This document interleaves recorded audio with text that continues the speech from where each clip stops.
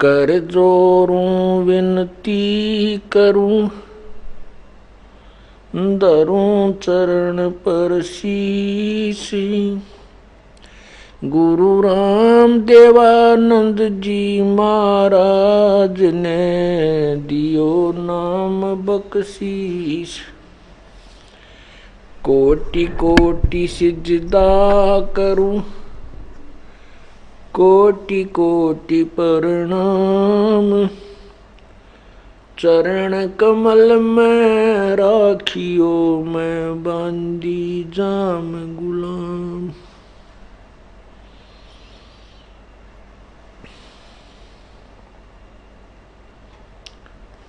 जय इब कै सतगुरु मिले, सब दुख आँखों रो। चरणों ऊपर शीस धरूं, कहूँ जो कहनी हो।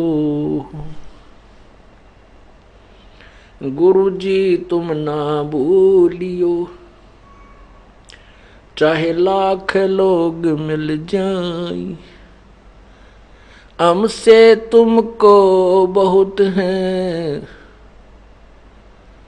तुमसे हमको नहीं। तुम्हारे विसारे क्या बने,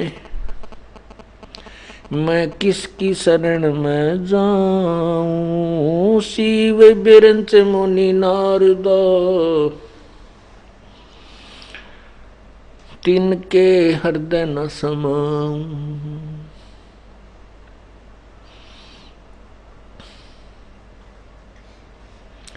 अवगुण किए तो बहुत किए, करत न मानी हार।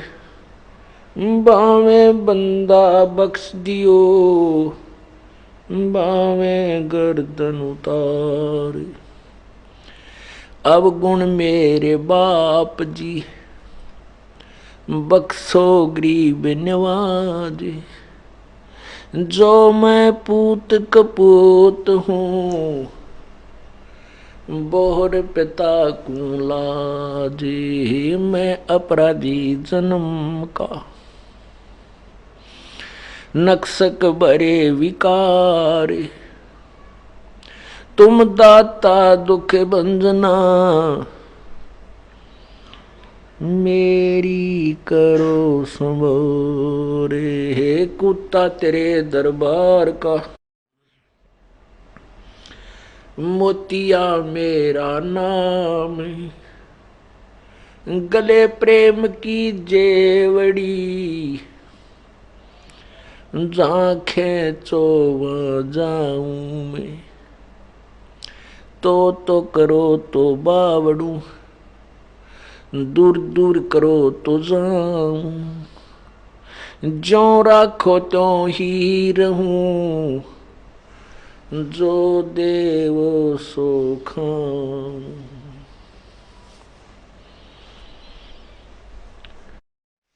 आज सुबह के सत्संग में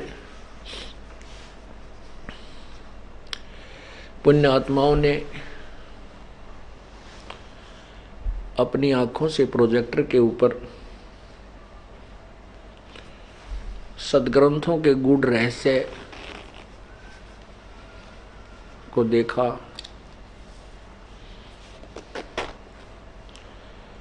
तथा परमात्मा की परिभाषा का कुछ अंश सुना।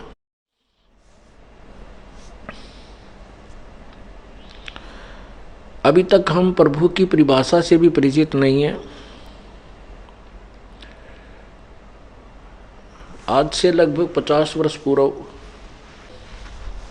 40 वर्ष पूर्व अपने हिंदुस्तान के अंदर एजुकेशन नहीं थी। मुश्किल से 10% से भी कम हमारे हिंदुस्तान के नागरिक शिक्षित थे।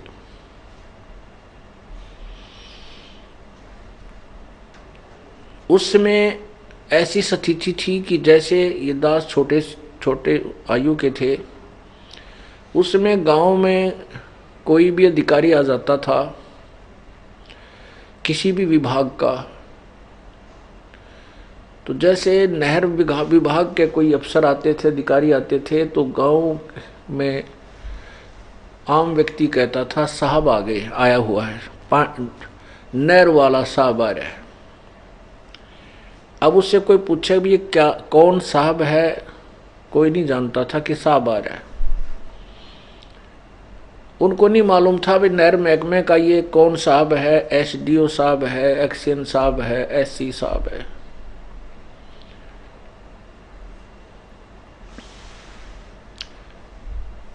इसका कारण क्या था? अनएजुकेशन, जो शिक्षा नहीं थी, अशिक्षा ही इसका मुख्य कारण था। अब अपने हिंदुस्तान के अंदर 100% बूढ़े और बुजुर्ग बालक सभी शिक्षित हो चुके हैं। अब बच्चा बच्चा ये बता देता है कि इस विभाग का ये अफसर है, ये कौन अधिकारी है और इसकी कितनी पावर है। हम ऐसी स्थिति में थे। आज वर्तमान में जो शिक्षा का स्तर ऊंचा उठ जाने से हम ये बता सकता है प्रत्येक व्यक्ति कि ये नहर विभाग का जेई है, ये एसडीओ है, इसकी इतनी पावर है, ये एक्शन है, ये एससी है, ये ऐसे चीफ है।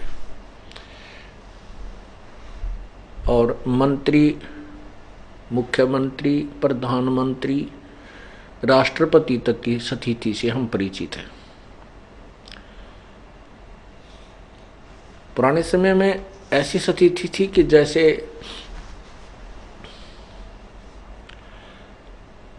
एक समय किसी न्यूज़पेपर में एक चुटकुला आया था। उसमें पहले खबर छपी थी कि ऐसे ऐसे किसी मुख्यमंत्री ने और इतना ऐसे ऐसे किसी मंत्री और प्रधानमंत्री के ऊपर कोई एलिगेशन लगे थे, सच्चे या झूठे जैसे भी थे। उनके ऊपर कोई ऐसा आरोप लगा था कि उन्होंने ऐसा अपराध किया है। तो मतलब मुख्यमंत्री के ऊपर लगे थे, प्रधानमंत्री पे नहीं, मुख्यमंत्री, किसी मुख्यमंत्री पर लगे थे। तो अगले दिन कार्टून टाइप एक बना रखा था चुटकुला, उसमें पूछा था प्रश्न कि एक व्यक्ति दूसरे से पूछ रहा कि ये यही अपराध यदि प्रधानमंत्री या राष्ट्रपति कर दे, क्या उनको भी सजा मिल जाएगी? उसमें उत्तर दिया गया था कि वह के डीसी लाग रहे हैं, वह क्यों ना सजा लगे होगी उनकी। वह कौन से डीसी हैं? प्रधानमंत्री और राष्ट्रपति के विषय में कहा था कि वह के डीसी हैं, उनको भी सजा हो जाएगी। कहने का भाव ये है कि पहले समय में ये कहा करते कि नारा डीसी लाग रहा है, तो के डीसी लाग रहा है, यानी डीसी की पावर को हम प्रधानमंत्री से भी सुप्रीम मानते थे, राष्ट्रपति से भी उच्च मानते थे, जो जनसाधारण अनएजुकेटेड ग्रुप जो होता था हमारे समाज का। तो इसी प्रकार वर्तमान में आज भक्ति मार्ग में प्रत्येक मानव की पूरे विश्व में ये स्थिति है जैसा आपको अभी उदाहरण दिया कि हम जैसे पवित्र हिंदू धर्म के श्रद्धालु ब्रह्मा विष्णु महेश से ऊपर कोई शक्ति नहीं मानते, और फिर कोई उनसे पूछता है कि परमात्मा कैसा है, वह कहते निराकार है, उसका कोई आकार थोड़ा ही। फिर भगवान विष्णु, भगवान श्री कृष्ण, भगवान शिव जी की मूर्तियां बनाकर पूज रहे हैं, तो ये क्या है? वो निरुत्तर हैं, कोई जवाब नहीं। ऐसे ही कबीर पंथियों से पूछा जाए, वो कहेंगे कि परमात्मा कैसा है? परमात्मा निराकार है। जबकि परमेश्वर स्वयं अपनी सतिथि बताते हैं कि वो सतलोक के अंदर है और वहाँ एक सफ़ेद गुम्मट के अंदर विराजमान है प्रभु स्वयं।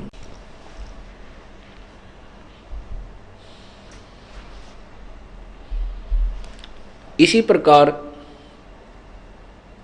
पवित्र सिख समाज से पूछिए, वो कहते हैं परमात्मा निराकार है, क्योंकि गुरु नानक देव जी ने अपनी वाणी में कहा तू ही एक निरंकार। और नानक साहब जी ने अपने जीवन काल में, जो पहले वो पवित्र हिंदू धर्म में जन्मे थे और ब्रजलाल पांडे से गीता, श्रीमद् भगवत गीता का पाठ किया करते थे, सुना करते थे, पढ़ते थे गीता जी को, इसलिए उन्होंने उस लोकवेद के आधार पर ब्रजलाल पांडे से सुनी हुई बातों के और एक हिंदू समाज के अंदर कॉमन धारणा होने के कारण के परमात्मा तो निराकार है, और फिर भी श्री विष्णु जी के पुजारी थे। तो वो वाणी भी लिखी हुई है। जब उसके बाद परमात्मा का साक्षात्कार हुआ, पूर्ण ब्रह्म उनको मिले, बेई नदी पर आकर के उनको दर्शन दिए, फिर सचखंड लेकर गए। उसके बाद नानक साहब ने पूरी श्रीमद् भगवद गीता में से 7 श्लोक सिलेक्ट किए थे और उन 7 श्लोकों का जवाब जगह जगह जाकर पांडे लोगों से पूछा करते थे, ब्राह्मणों से, कि वो तत्वदर्शी संत, चौथे अध्याय के 34वें श्लोक में लिखा है, वो तत्वदर्शी संत की खोज कर तत्वदर्शी संत की पहचान बताओ। क्योंकि गीता ज्ञान दाता तो अपने ज्ञान से अलग कोई ज्ञान बता रहा है, वो कौन ज्ञान है। गीता जी के अध्याय नंबर 18 के श्लोक 62 में कहा है कि तू सर्वभाव से उस परमेश्वर की शरण में जा, उसकी कृपा से तू परम शांति और शाश्वत स्थानीय सचखंड को प्राप्त होगा। वो परमात्मा कौन है। इस तरह के 7 श्लोक उन्होंने सिलेक्ट किए थे जिसका जवाब किसी के पास नहीं था। फिर भी उनकी बात को किसी ने स्वीकार नहीं किया, क्योंकि उस समय नानक साहब के अनुयायी बहुत ही नाम मात्र थे। ऐसे ही पवित्र मुसलमान धर्म में पूछिएगा परमात्मा कैसा है, अल्लाह बेचून है, बेचून मान निराकार। ऐसे पवित्र ईसाई धर्म के किसी श्रद्धालु से पूछिए कि अल्लाह गॉड कैसा है, गॉड इज फॉर्मलेस, निराकार। जबकि पवित्र बाइबल उत्पत्ति ग्रंथ में स्पष्ट किया है कि प्रभु ने 6 दिन में सृष्टि रची और छठे दिन उसने कहा कि मैं मनुष्य को अपने स्वरूप के अनुसार उत्पन्न करूंगा।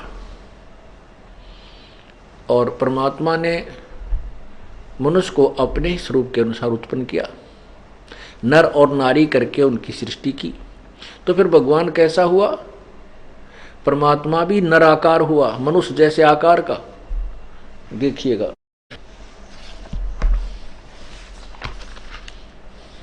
ये देखिएगा पवित्र बाइबल, संपूर्ण जीवन अध्ययन बाइबल, ऊपर नहीं है इसका, यहीं से है सारा कुछ। अब आगे देखिएगा, पवित्र बाइबल, संपूर्ण जीवन अध्ययन बाइबल, ये कहाँ से छपा है? जर्नल एडिटर, ये Donald C Stamps MA MDV, associate editor J Wesley Adams PhD, और नीचे है life publishers international, Springfield, Missouri, USA, printed in India.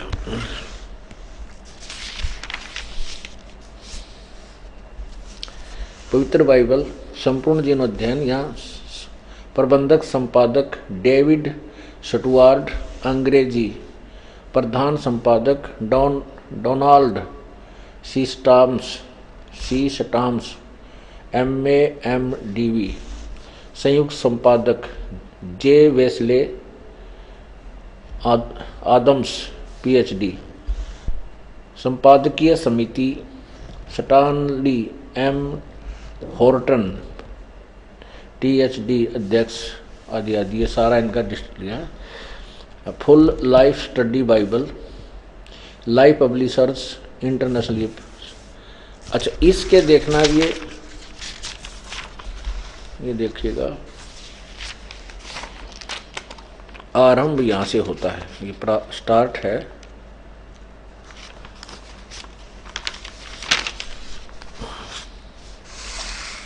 ये है 4 पृष्ठ पे ये जेनेसिस 1, ये पृष्ठ नंबर 4, उत्पत्ति, आरंभ यहाँ से होता है।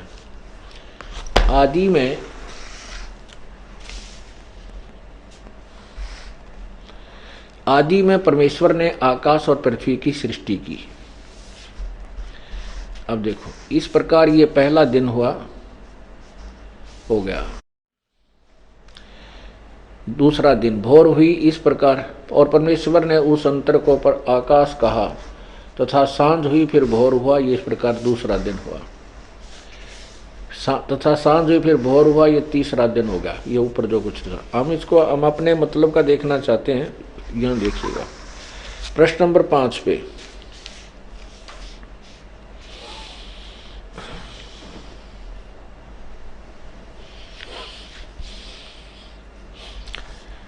ये 5वां दिन देखें। प्रश्न नंबर 5 पे जेनेसिस 1 और 2, इसमें लिखा है इस प्रकार ये 5वां दिन हो गया। अब छठा दिन यहाँ शुरू होता। फिर परमेश्वर ने कहा, पृथ्वी से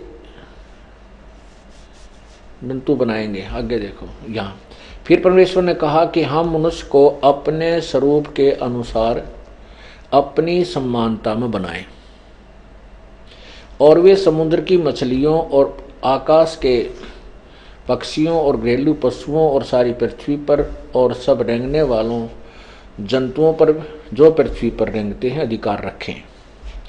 तब परमेश्वर ने मनुष्य को अपने स्वरूप के अनुसार उत्पन्न किया। अपने स्वरूप के अनुसार परमेश्वर ने उसको उत्पन्न किया। 3 बार लिखा। फिर परमेश्वर ने कहा, हम मनुष्य को अपने स्वरूप के अनुसार अब समानता में बनाए। यहाँ देखो, तब परमेश्वर ने मनुष्य को अपने स्वरूप के अनुसार उत्पन्न किया। अपने स्वरूप के अनुसार परमेश्वर ने उसको उत्पन्न किया। 3 बार लिखा। नर और नारी करके उसने मनुष्यों की सृष्टि की। अब इससे सिद्ध हुआ कि परमात्मा मनुष्य जैसा है, साकार है, नराकार है।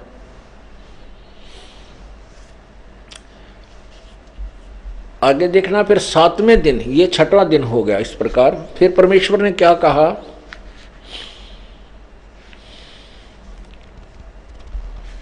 ये 28वां देखना। 27 हमने पढ़ लिया। नर और नारी करके मनुष्य की सृष्टि की, और परमेश्वर ने उनको आशीष दी की और कहा, उनसे कहा कि फूलो और फलो और पृथ्वी पर भर जाओ, उसको अपने वश में कर लो, और समुद्र की मछलियों तथा आकाश के पक्षी और पृथ्वी पर रेंगने वाले सब जंतुओं पर अधिकार रखो।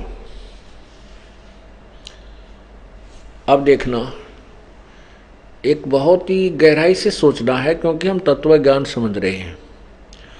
अब जिस प्रभु ने सृष्टि रची 6 दिन में और 7वें दिन विश्राम किया, उसने 6 दिन में सृष्टि रच दी, और जो आदेश निर्देश देना था वो दे दिया। अब क्या निर्देश दे रहे हैं कि मनुष्य को इतना बुद्धिमान बना दिया कि पृथ्वी के सभी जीव जंतुओं से ये सियाना हो, समझदार हो, उनको कंट्रोल करे, लेकिन खाए नहीं, उनका मांस नहीं खाए। अल्लाह या निपुण परमात्मा का आदेश मांस खाने का नहीं। अब देखना प्रमाण 29 में, ये 28 आपने पढ़ा। 29 में, फिर परमेश्वर ने उनसे कहा, मनुष्यों से, और सुनो, जितने बीज वाले छोटे छोटे पेड़ और सारी पृथ्वी के ऊपर हैं, छोटे छोटे पेड़ सारी पृथ्वी के ऊपर हैं, और जितने वृक्षों में बीज वाले फल होते हैं, वे सब मैंने तुमको दिए हैं, वे तुम्हारे भोजन के लिए हैं।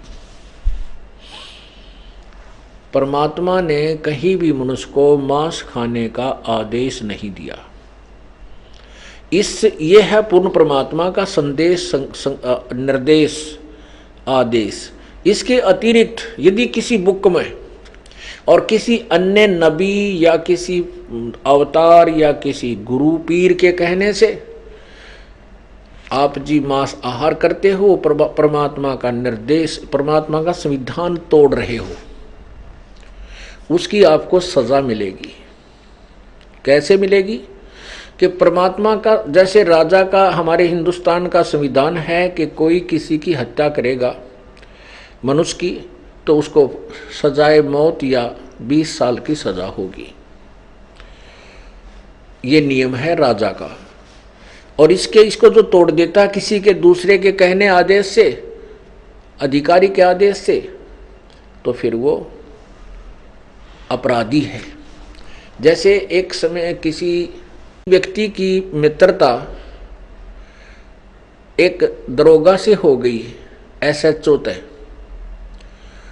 और उस व्यक्ति का जो साथी पड़ोसी था, नाइबर था, उसकी कहा सुनी रहती थी, उनकी आपस में नहीं बनती थी।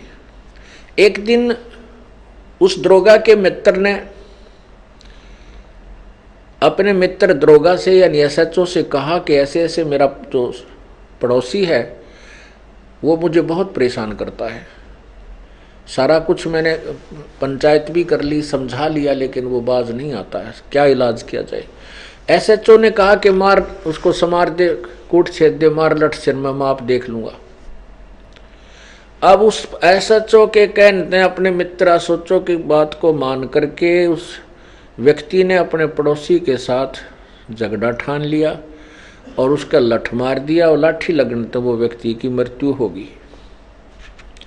उस अक्षेत्र का वो अपराध प्रभारी होने के कारण वही मित्र SHO आया, अपने मित्र को पकड़ कर ले गया और संविधान अनुसार उसको सजाए मौत हो गई।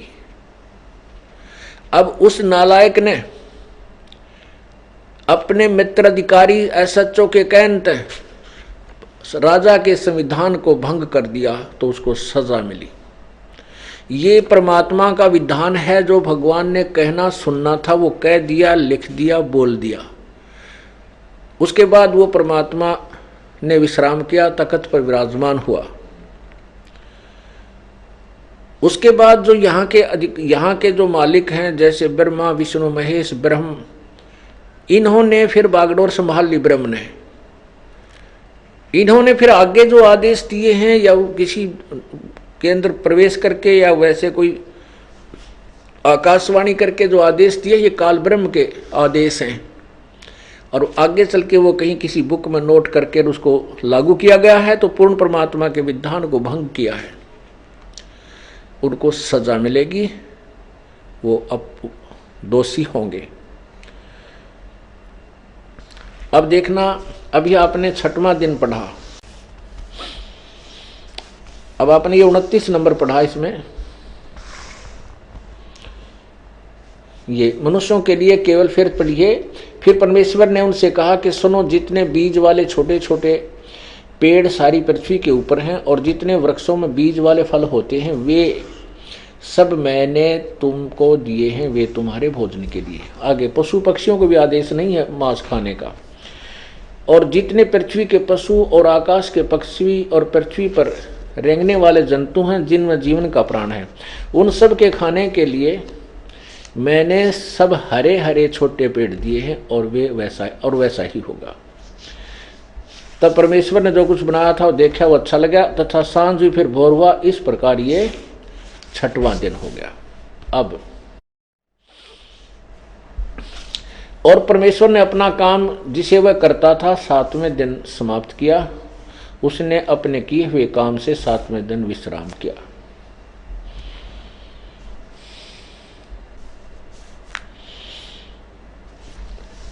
अब ये तो पवित्र बाइबल ने सिद्ध कर दिया कि उस परमात्मा ने 6 दिन में सृष्टि रची, और वो तो उसने तो विश्राम किया, चला गया।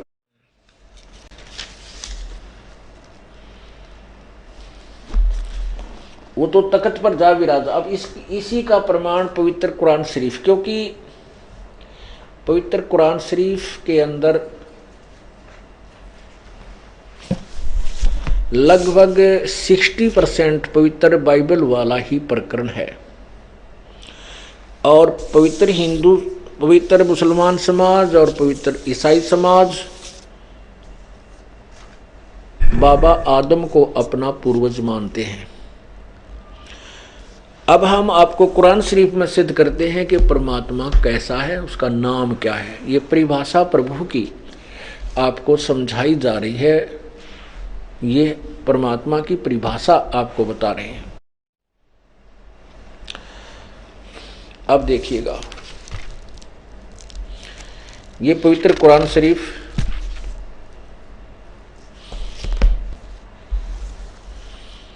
पवित्र कुरान शरीफ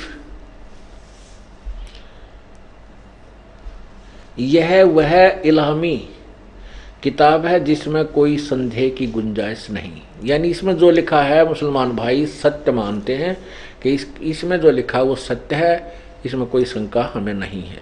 अब देखना, ये है कुरान शरीफ, ये मुतरजम बराहिस्य यानी सानुवाद टिप्पण शास्त्रीय अरबी पद्धति पर नागरिक लिपि में रूपांतरकार है नंद कुमार अश्वथी। शेरवानी संस्करण, ये कहाँ से प्रकाशित है? ये वही है जालिकल किताबु ला रैब फीही। यह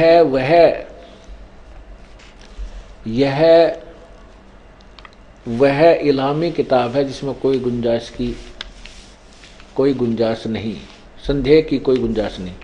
ये कुरान शरीफ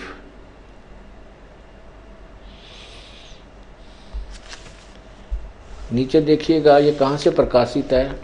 शेरवानी संस्करण, प्रकाशक लखनऊ किताब घर, मौसम बाग, सीतापुर रोड, लखनऊ।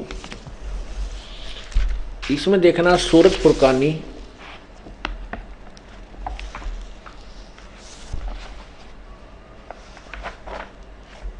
25, सूरत फुरकानी 25,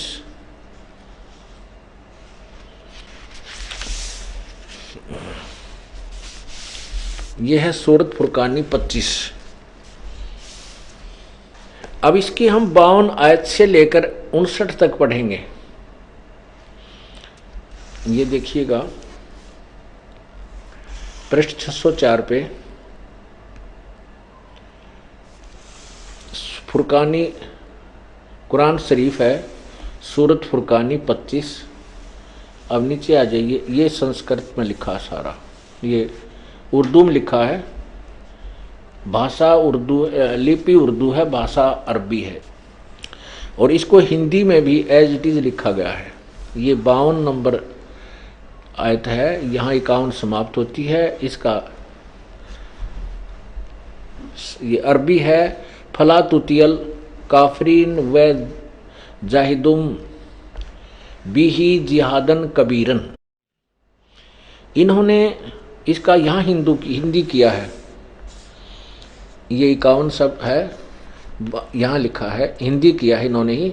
तो ए पैगंबर हज़रत मोहम्मद को हज़रत मोहम्मद जी का खुदा बोल रहा है, जिसको हज़रत मोहम्मद जी अपना अल्लाह मानते हैं। ए पैगंबर जिसने कुरान शरीफ का ज्ञान दिया है, एक पैगंबर तुम काफिरों का कहा न मानना। ये 52वीं आयत आपको सुना रहा हूँ सूरत फुरकानी 25 की। ए पैगंबर तू काफिरों का कहा न मानना, और इस कुरान की दलीलों से उनका सामना बड़े जोर से करो। इन्होंने कबीर का अर्थ बड़ा कर दिया।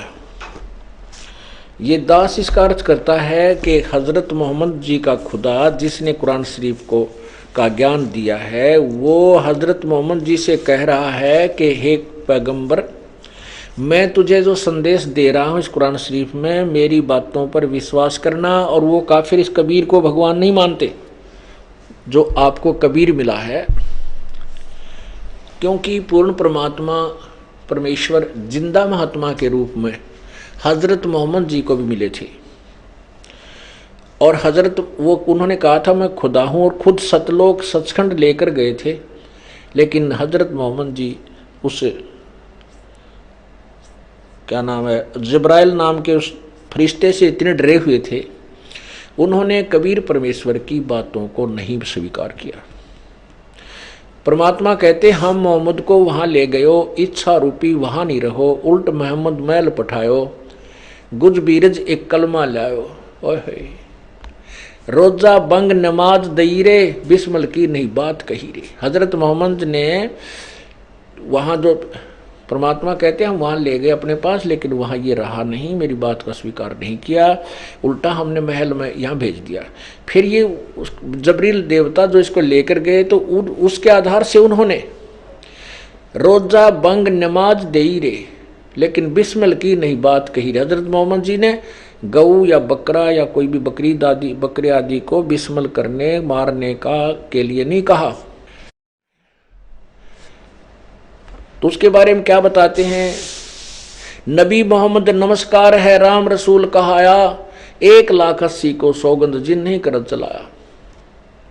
अरस कुर्स पर अलह तकत है, खलक बिन नहीं खाली, वो पैगंबर पाक पुरुष थे साहिब के अब्दाली। हजरत मोहम्मद जी ने कभी मांस नहीं खाया और न ही मांस खाने के लिए निर्देश दिया किसी को।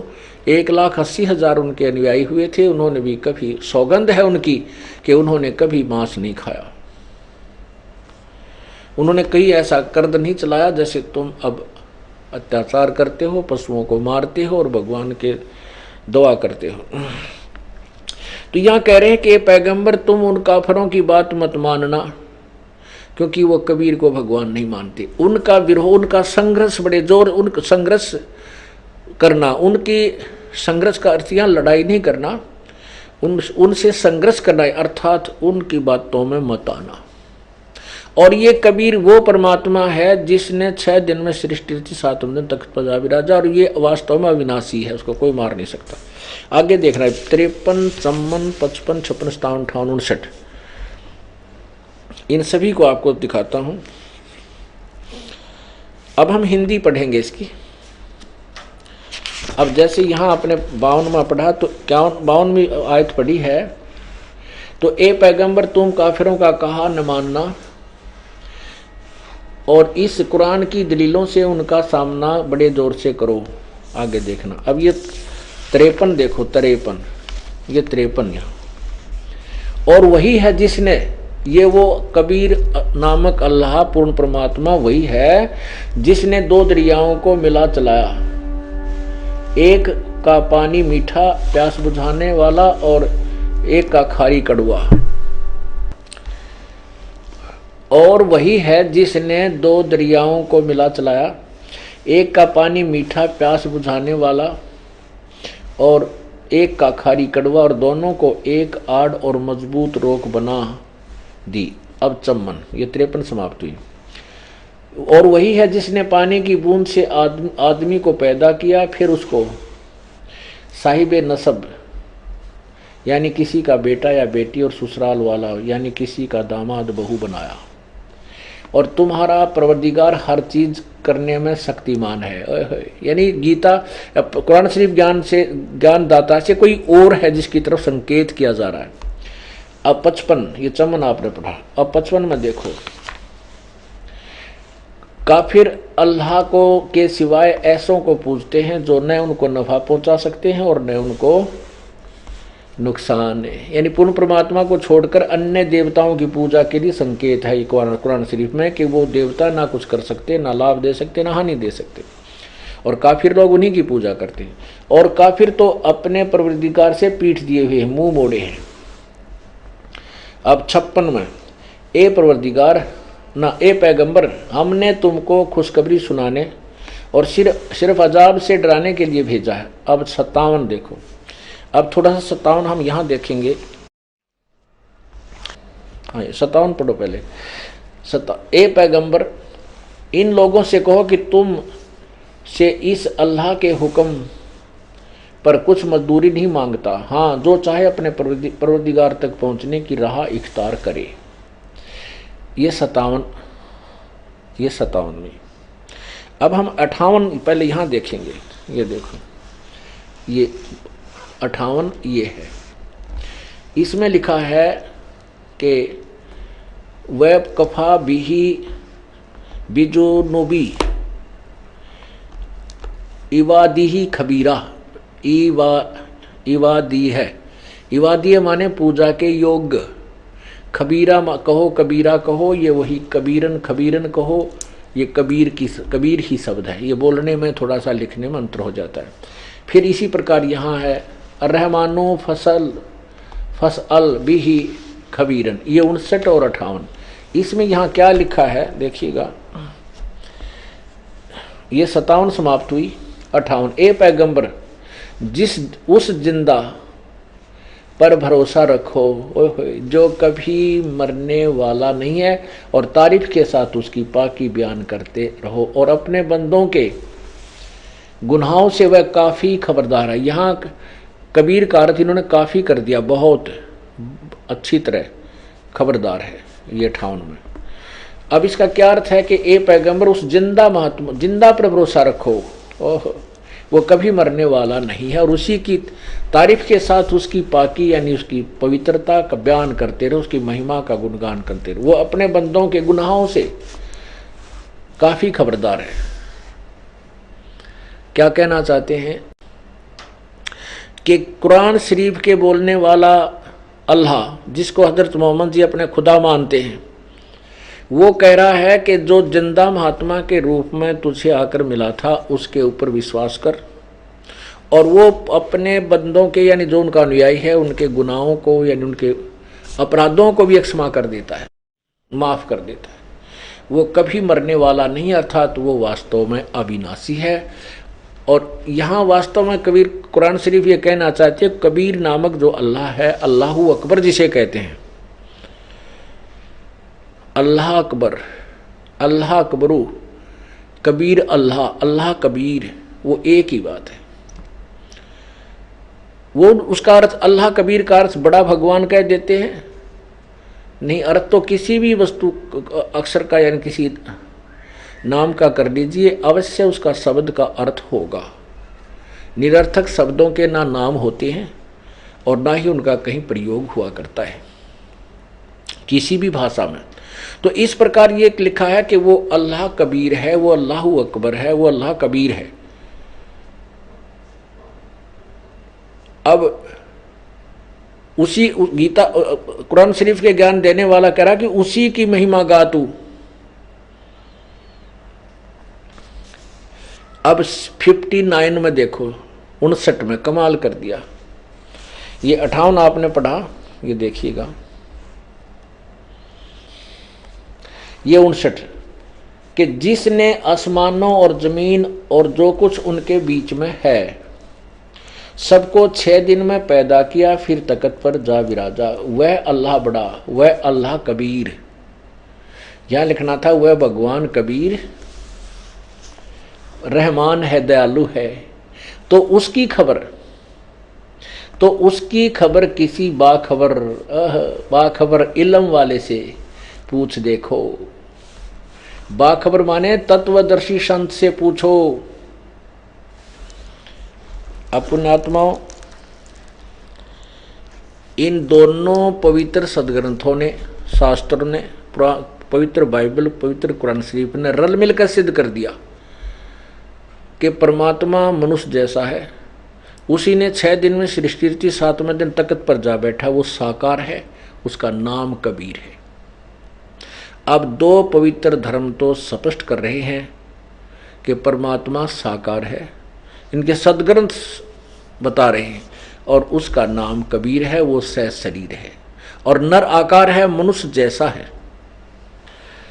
अब इनको पढ़ने वालों की कमी नहीं, इन्हीं सदग्रंथों को पढ़ने वालों की कमी नहीं, और इनको समझा नहीं अब आप देखिएगा,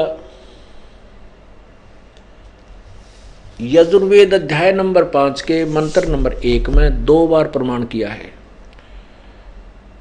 कि वो परमात्मा सशरीर है, वो परमात्मा अन्य रूप धारण भी करता है यहाँ सबके संभाल करने के लिए। अब 2 पवित्र धर्मों के पवित्र सदग्रंथों ने तो सिद्ध कर दिया कि परमात्मा सशरीर है, साकार है, मनुष्य जैसा है और उसका नाम कबीर है।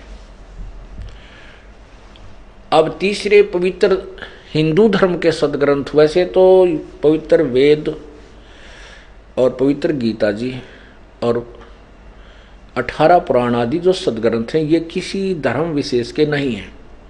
ये उस समय रचना की गई थी, इनकी उस समय ना कोई धर्म था, ना कोई मजहब अलग नहीं था, ना हिंदू था, ना सिख था, ना ईसाई, ना मुसलमान था, ना कोई और धर्म था। ये केवल एक मानव मात्र के लिए रचे गए थे और सबके लिए साझला संकेत है। तो फिर अब इनको हिंदुओं के नाम मढ़ दिया गया, तो हम इसलिए इसको हिंदुओं के सदग्रंथ कहते हैं। तो हिंदुओं से आप पूछिए, वो कहते हैं परमात्मा तो निराकार है, उसका केवल प्रकाश ही देखा जा सकता है। और हमारे सदग्रंथ कहते हैं वो तो मनुष्य, वह साकार है, सशरीर है, और उस परमात्मा अपने अन्य सभी प्राणियों की संभाल करने के लिए भी अन्य शरीर धारण करता है, वो सशरीर है। अब देखना पवित्र यजुर्वेद,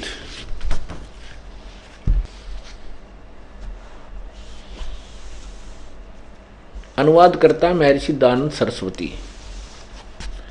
ये कहां से छपा है?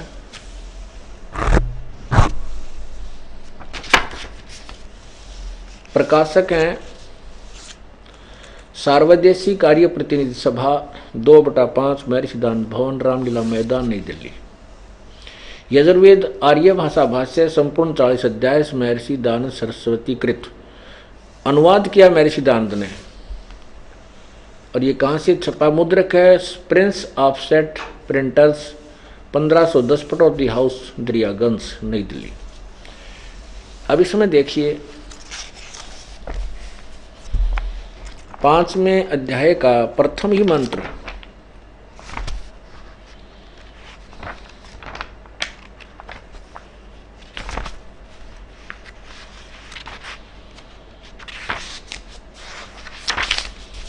ये है अथ पंचमो अध्याय, अथ पंचम अध्याय आरंभ। इसका प्रथम मंत्र है अग्ने तनुरसी, अग्ने तनुरसी, विष्णवे तवा सोमस्य तनुरसी, विष्णवे तवा अतिथ्यमसी, विष्णवे तथा सेनाय तवा सोम भरते, विष्णवे तवाग्ने तवा राय पोस्ते, विष्णवे तवा। अब देखो अग्ने तनुरसी, विष्णवे तवा सोमस्य तनुरसी। स्वामी जी ने इसका अर्थ क्या किया है इसको बाद में बताएंगे। तनु माने शरीर है, अग्नि माने बिजली प्रसिद्ध रूप लिख दिया। अब यहां देखते हैं स्वामी जी ने इसी यजुर्वेद के प्रथम अध्याय में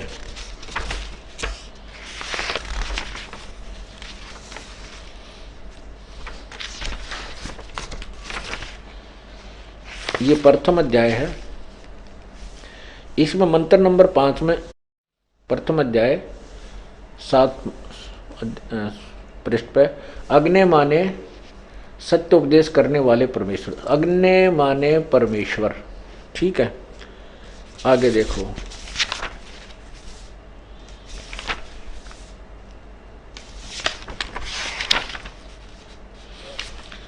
इस 11वें श्लोक में, ये 11वें मंत्र में प्रथम अध्याय का ये 11वें मंत्र में हे अग्नि, अग्नि माने जगदीश्वर।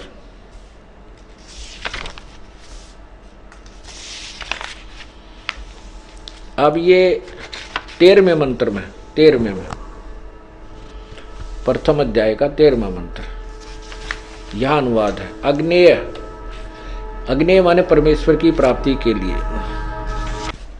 अब यहां देखिएगा ये है प्रथम अध्याय का 15वां श्लोक। इसमें अग्ने तनुरसी लिखा है। स्वामी जी ने इसका कहीं अर्थ नहीं किया। ये जो हाईलाइट कर रखे हैं इनके अर्थ स्वामी जी ने करना ही छोड़ दिया। सब जनों के सहित जिस हवि अर्थात पदार्थ के संस्कार के लिए वृद्धग्राहा बड़े बड़े पत्थर हैं और काष्ठ के मुसल आदि पदार्थ विद्वान व दिव्यगुणों के लिए उस यज्ञ को श्रेष्ठ गुणों के प्रकाश और श्रेष्ठ विद्वान का विविध भोगों की प्राप्ति के लिए ग्रहण करता हूँ। अब स्वामी जी ने क्या अनुवाद कर दिया, वो अग्नि तनुरसी तो छोड़ दिया है और उसका क्या अर्थ कर दिया, बड़े बड़े पत्थर और काठ के मुसल इनको ग्रहण करता हूँ। बता भगवान काठ के मुसलान और पत्थरा ने शर्म मारा ग्रहण करके। सारी सृष्टि सारे पहाड़ उसी के रचे हुए हैं, सारे वन अर्थात अर्थों का अनर्थ कर दिया इसने, क्योंकि इनको ज्ञान था ही नहीं, भक्ति मार्ग का ABC भी नहीं जानते थे। और ये कम से कम 11 शब्दों का अर्थ ही नहीं कर रखा। ये जितने हाईलाइट हैं ये ऊपर, इनका अर्थ इस अनुवाद में नहीं। यार 100 वर्ष से इसका यूं का तो प्रिंट चलता आ रहा है। ये तो अर्थ है, ये संस्कृत है। इनमें कहीं पर भी अग्नि तनुरसी नहीं है जिनका अर्थ किया हो। ये जो है ये संस्कृत है। संस्कृत के आगे बाकी शेष हिंदी है। अब ऋग्वेद, इन्होंने स्वामी दयानंद जी ने पहले ऋग्वेद शुरू किया था। इसका इन्होंने लिखा है वैसे 1 से 6 श्लोक 6 मंडल अनुवाद किया है। किसी में लिखा केवल प्रथम मंडल ही उन्होंने अनुवाद किया। जैसा भी आधा ऋग्वेद इन्होंने अनुवाद किया। तो इन्होंने जब स्टार्ट किया तो उसमें स्पष्ट लिखा है, क्योंकि ऋग्वेद अग्नि शब्द से प्रारंभ होता है। उन्होंने अग्नि की परिभाषा, अग्नि का शब्द अर्थ किया है कि अग्नि जहाँ पर लिखा हो उसको परमात्मा माने। वैसे तो अग्नि माने सब नबेरा आग होती है और अग्नि माने परमेश्वर है। ये ऋषि जी ही बताया करते हैं, संत गुरु बताते हैं कि इसका क्या अर्थ होता है। ये देखिएगा, ये है ऋग्वेद।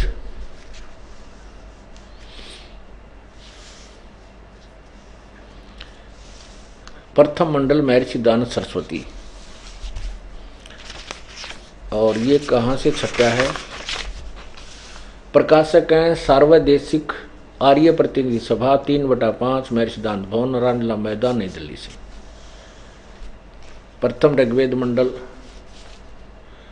ऋग्वेद प्रथम मंडल हिंदी भाषा है। ये प्रिंस ऑफसेट प्रिंटर्स यहाँ से छपा है। अच्छा, इसमें जहाँ से स्टार्ट होता है वहाँ देखिए, ये है ऋग्वेद भाषा भाष्य प्रथम मंडल प्रथम सूक्त। अग्नि मिले, अग्नि शब्द से प्रारंभ है। तो इसमें स्वामी जी ने यहाँ कहा है कि यहाँ अग्नि शब्द के 2 अर्थ करने प्रमाण हैं कि इस ऋग्वेद के मंत्र से यह जाना जाता है कि एक सद ब्रह्म के इंद्र आदि अनेक नाम हैं। इस यजुर्वेद के मंत्र से भी अग्नि आदि नामों का सच्चिदानंद लक्षण वाले ब्रह्म को जानना चाहिए। ये तो में तो तदेवाग्नि, इस यजुर्वेद में भी अग्नि शब्द से लक्षण से ब्रह्म को जानना चाहिए। अग्नि माने परमात्मा इत्यादि सतपथ ब्राह्मणों के से अग्नि शब्द ब्रह्म और आत्मा इन दोनों का अर्थवाची है। परमात्मा और आत्मा स्वामी जी बता रहे। अग्नि शब्द से प्रजा शब्द करके भौतिक और प्रजापति शब्द से ईश्वर का ग्रहण होता है। इस प्रकार सत्याचरण के नियमों का जो सत्य यथावत पालन करना है सो ही व्रत कहता, और इस व्रत का पति परमेश्वर है। इस ऋग्वेद के प्रमाण से ज्ञान वाले सर्वज्ञ प्रकाश करने वाले विशेषण से अग्नि शब्द करके ईश्वर का ग्रहण होता है। फाइनल हो गया। और इसी के साथ साथ स्वामी जी ने इसी में ये ऋग्वेद प्रथम मंडल चल रहा है, इसमें देखना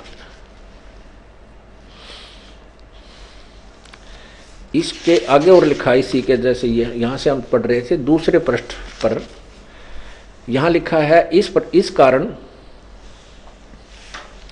अग्नि शब्द से ईश्वर, अग्नि शब्द से ईश्वर शब्द। अच्छा, अब ये दूसरा श्लोक, दूसरा मंत्र, इसमें अग्नि माने वह परमेश्वर, स्वयं अर्थ कर रहे हैं अनुवाद करते समय। अब ये देखिएगा तीसरा मंत्र, इसमें भी अग्नि ना अच्छी प्रकार ईश्वर, अग्नि माने ईश्वर की,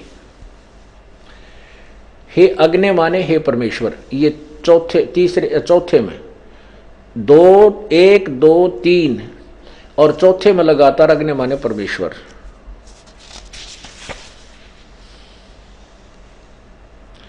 और पांचवा छोड़ दिया, पांचवें में शब्द अग्नि नहीं है, छठे में अग्नि माने परमेश्वर। अब सातवें में अग्नि माने सब प्रकार से उपासना करने को परमेश्वर, अग्नि माने परमेश्वर। और आठवें में अग्नि शब्द नहीं है, नौवें में है अग्नि माने ज्ञान स्वरूप परमेश्वर।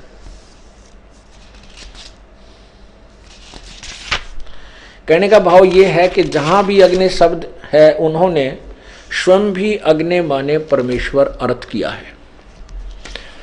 अब इसी प्रकार सत्यार्थ प्रकाश में भी उन्होंने स्पष्ट किया है कि अग्नि माने परमेश्वर ही होता है।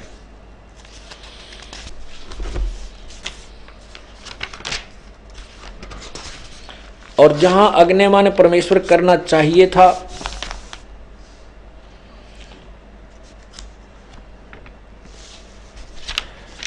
वहां अग्नि शब्द का अर्थ परमेश्वर नहीं किया। ये देखिएगा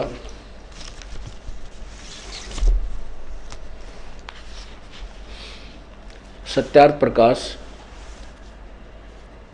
महर्षि दानव सरस्वती, और ये कहाँ से छपा है,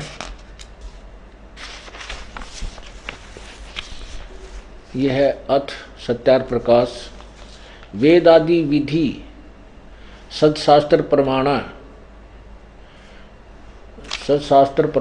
समन्त श्रीमत् परमहंस परिव्राजकार्य आचार्य महर्षि दानव सरस्वती स्वामी विरच। कितनी आगे पीछे कितनी लंबी चौड़ी इनके फीतला रखी है।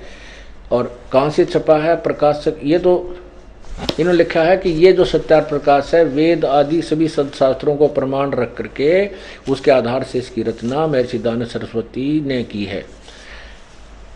वैदिक यतिमंडल दानंद मठ दीनानगर पंजाब से छपी। कहाँ से है, ये रोहतक से, दानंद मठ रोहतक से छपी है।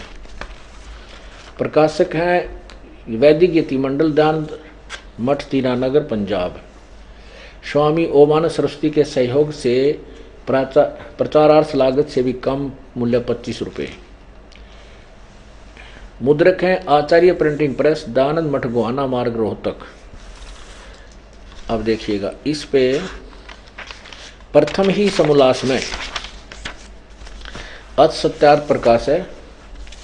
इन्होंने कहा है कि जैसे आकार से विराट, अग्नि और विश्व आदि ये अर्थ होते हैं, यहाँ देखना।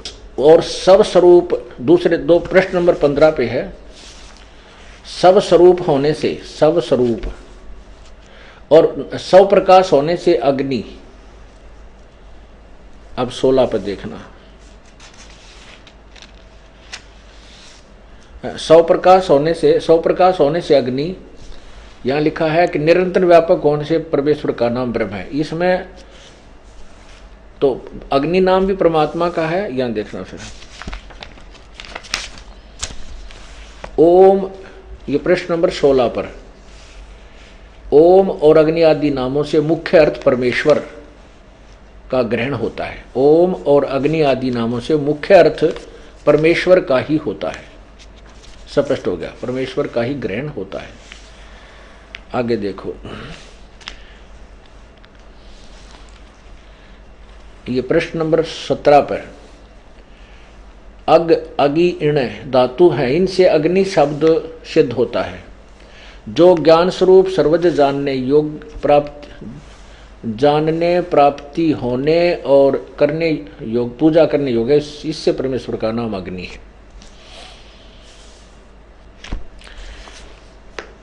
अच्छा, अब देखिएगा कमाल इनका।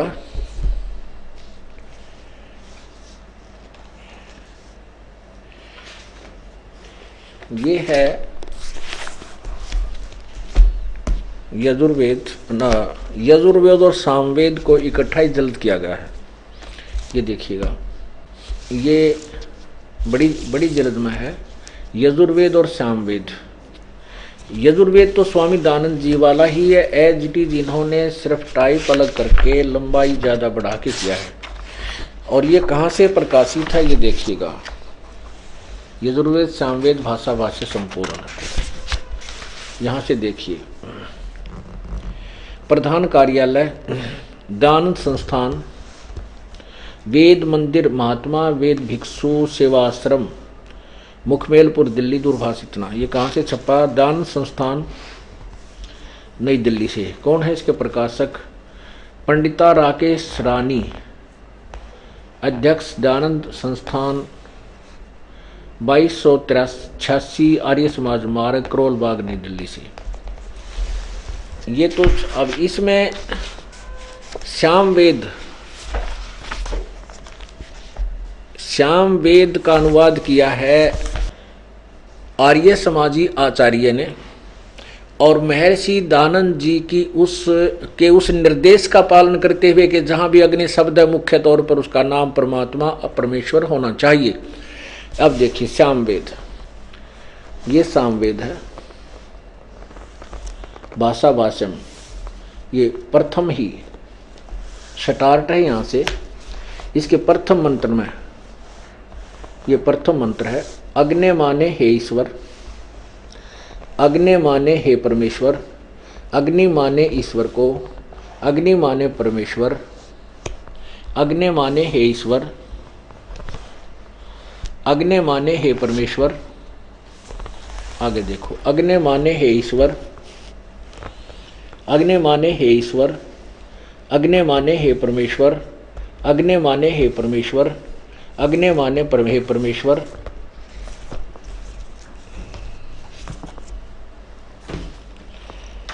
अग्नि माने हे परमेश्वर।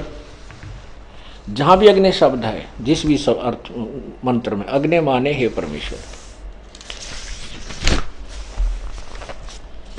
अब देखिएगा, हो अग्नि माने हे परमेश्वर, अग्नि माने ईश्वर की, परमेश्वर की, अग्नि माने परमेश्वर की, अग्नि माने परमेश्वर, अग्नि माने परमेश्वर की।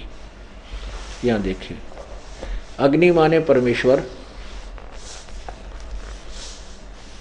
अग्नि माने हे ईश्वर, अग्नि माने हे ईश्वर, अग्नि माने हे परमेश्वर, अग्नि माने हे ईश्वर, अग्नि माने परमेश्वर, अग्नि माने परमेश्वर।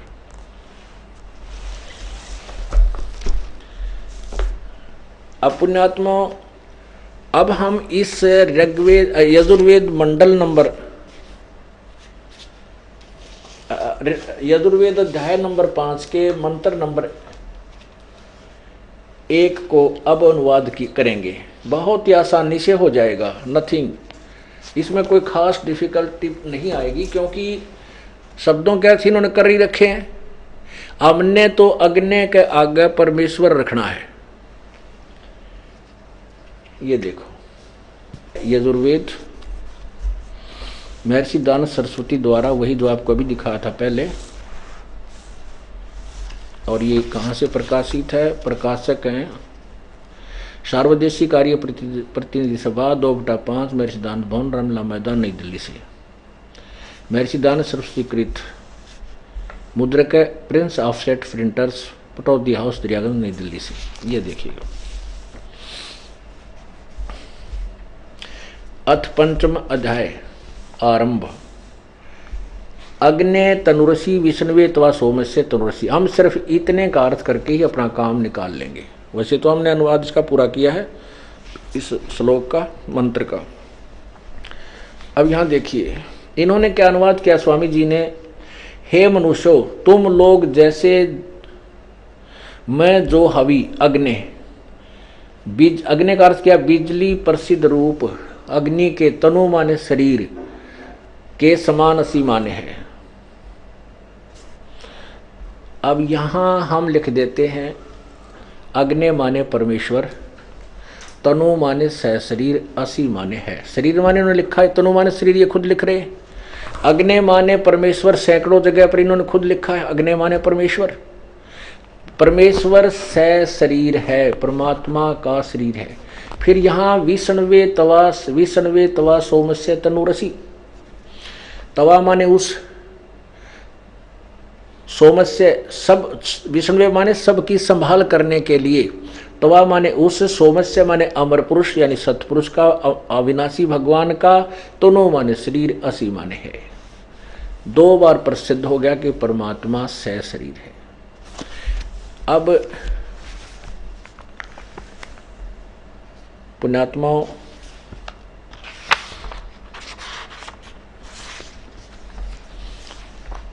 अब स्वामी जी ने अपने उस सत्यार प्रकाश के अज्ञान को ऊपर रखने के लिए, क्योंकि उन्होंने 7वें अध्याय के सत्यार प्रकाश समोल्लास नंबर 7 में स्पष्ट किया है कि परमात्मा साकार है न निराकार है, जबकि वेद साकार बता रहे हैं। ये देखिएगा, ये वही सत्यार प्रकाश है और इसके 7वें समोल्लास में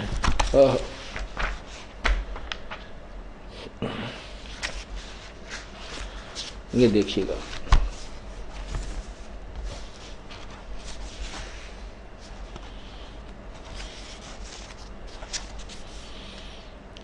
एक 154 पे कहते हैं परमात्मा निराकार है, 7वां समोल्लास। और यहां प्रश्न नंबर 154 पे लिख रहे हैं, प्रश्न किया किसी ने कि ईश्वर साकार है व निराकार? उत्तर निराकार। और क्योंकि कहते हैं सच्चाई छुपाई नहीं जा सकती। कबीर जी कहते हैं, कबीर परमेश्वर जी कहते हैं कि चोर चुराई तुंबड़ी, गड्ढे पानी में वो गड्ढे व ऊपर आवे न सच्चाई छनी ना। अब किसी चोर ने तुम्बा चुरा लिया और उसने पानी में गड्ढा है, पानी के अंदर छुपावे दबावे, वो दाब के थोड़ी बहुत मिट्टी माटी डाल के ऊपर ना आवे, इतने पीछे साथ ही साथ वो ऊपर आ ले। कहते चोर चुराई तुंबड़ी, वो गड्ढे पानी में वो गड्ढे व ऊपर आवे न सच्चाई छनी ना। अब स्वामी जी ने अपनी अज्ञान को थोपने की चेष्टा की कि परमात्मा निराकार, लेकिन उसको छुपा नहीं सका क्योंकि वेदों में साकार लिखा है और उन्होंने खुद भी लिखना पड़ा कि परमात्मा की उपासना से परमात्मा का साक्षात्कार हो जाता है। ये देखिए 155 पृष्ठ पे, चमन पे तो कहा निराकार है 154 पे, और एक यहाँ क्या लिखा, परमात्मा निराकार है, उत्तर स्वामी जी का। और 155 पे साकार सिद्ध कर रहे हैं, अपनी व्याख्या का स्वयं खंडन भी कर रहे हैं। किसी ने प्रश्न किया परमेश्वर की स्तुति प्रार्थना और उपासना करनी चाहिए व नहीं करनी चाहिए? उत्तर स्वामी जी का करनी चाहिए। प्रश्नकर्ता कहता है क्या स्तुति आदि करने से ईश्वर अपना नियम छोड़ स्तुति प्रार्थना करने वाले का पाप छुड़ा देगा? उत्तर नहीं, स्वामी जी कहते हैं पाप नहीं छुड़ाएगा। प्रश्नकर्ता कहता है तो फिर स्तुति प्रार्थना किस लिए करें, क्यों करना? स्वामी जी ने कहा कि उसके करने का फल अन्य ही है। प्रश्न क्या है? स्वामी जी ने उत्तर दिया, स्तुति से ईश्वर में प्रीति, उसके गुण कर्म स्वभाव से अपने गुरु कर्म स्वभाव का सुधरना तथा प्रार्थना से निरअभिमानता उत्साह और सहाय का मिलना, उपासना से परब्रह्म से मेल और उसका साक्षात्कार होना। अरे वाह! अब साक्षात्कार किसका होता है? साकार वस्तु का,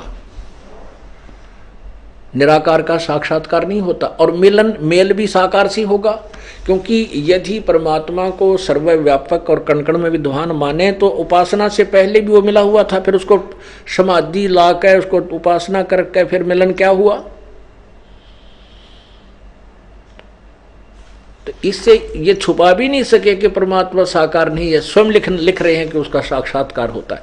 वास्तविकता यही है, परमात्मा साकार है, लेकिन इनकी और सभी की जो तत्व ज्ञान से अपरिचित जितने भी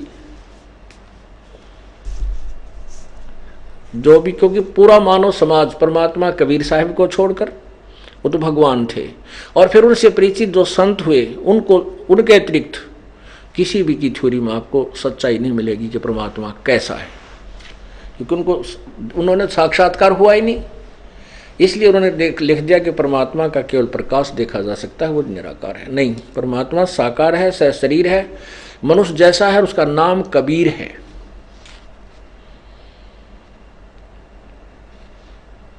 अब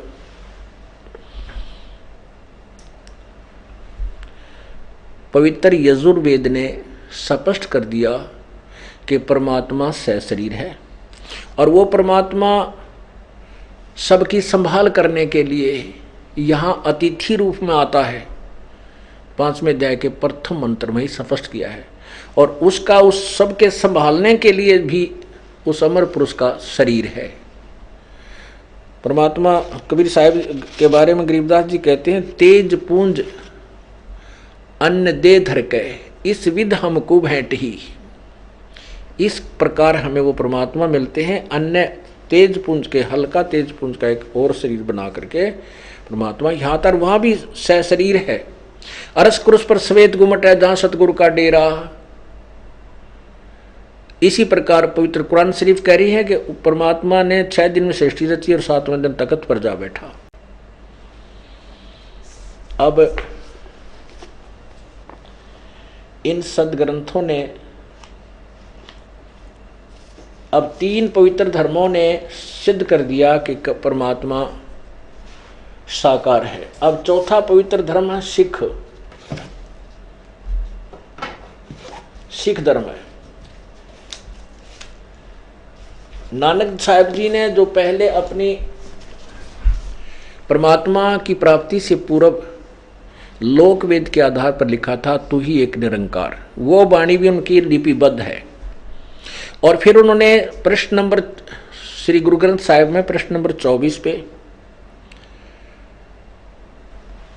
अपने महला पहला की वाणी में लिखा है कि फाई स्रोत मुल्क की वेश, ओ ठगवाड़ा ठगी देश, खरा सियाणा बहुता बार ये धानक रूप रहा करतार।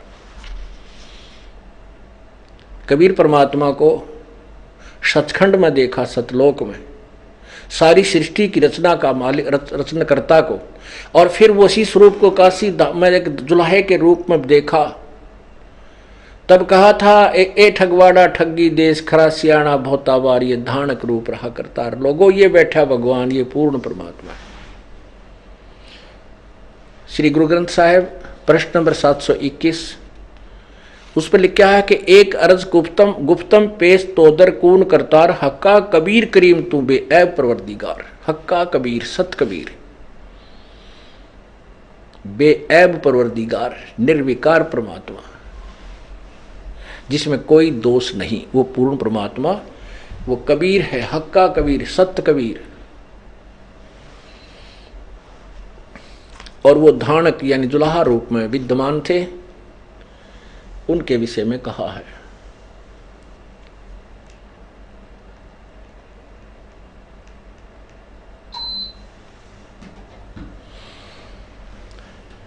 अब चारों पवित्र धर्मों के पवित्र सदग्रंथों ने स्पष्ट कर दिया कि पूर्ण परमात्मा कबीर है,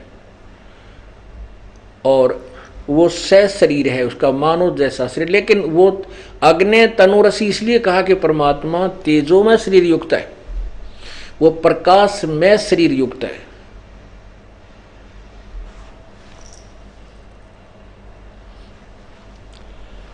अब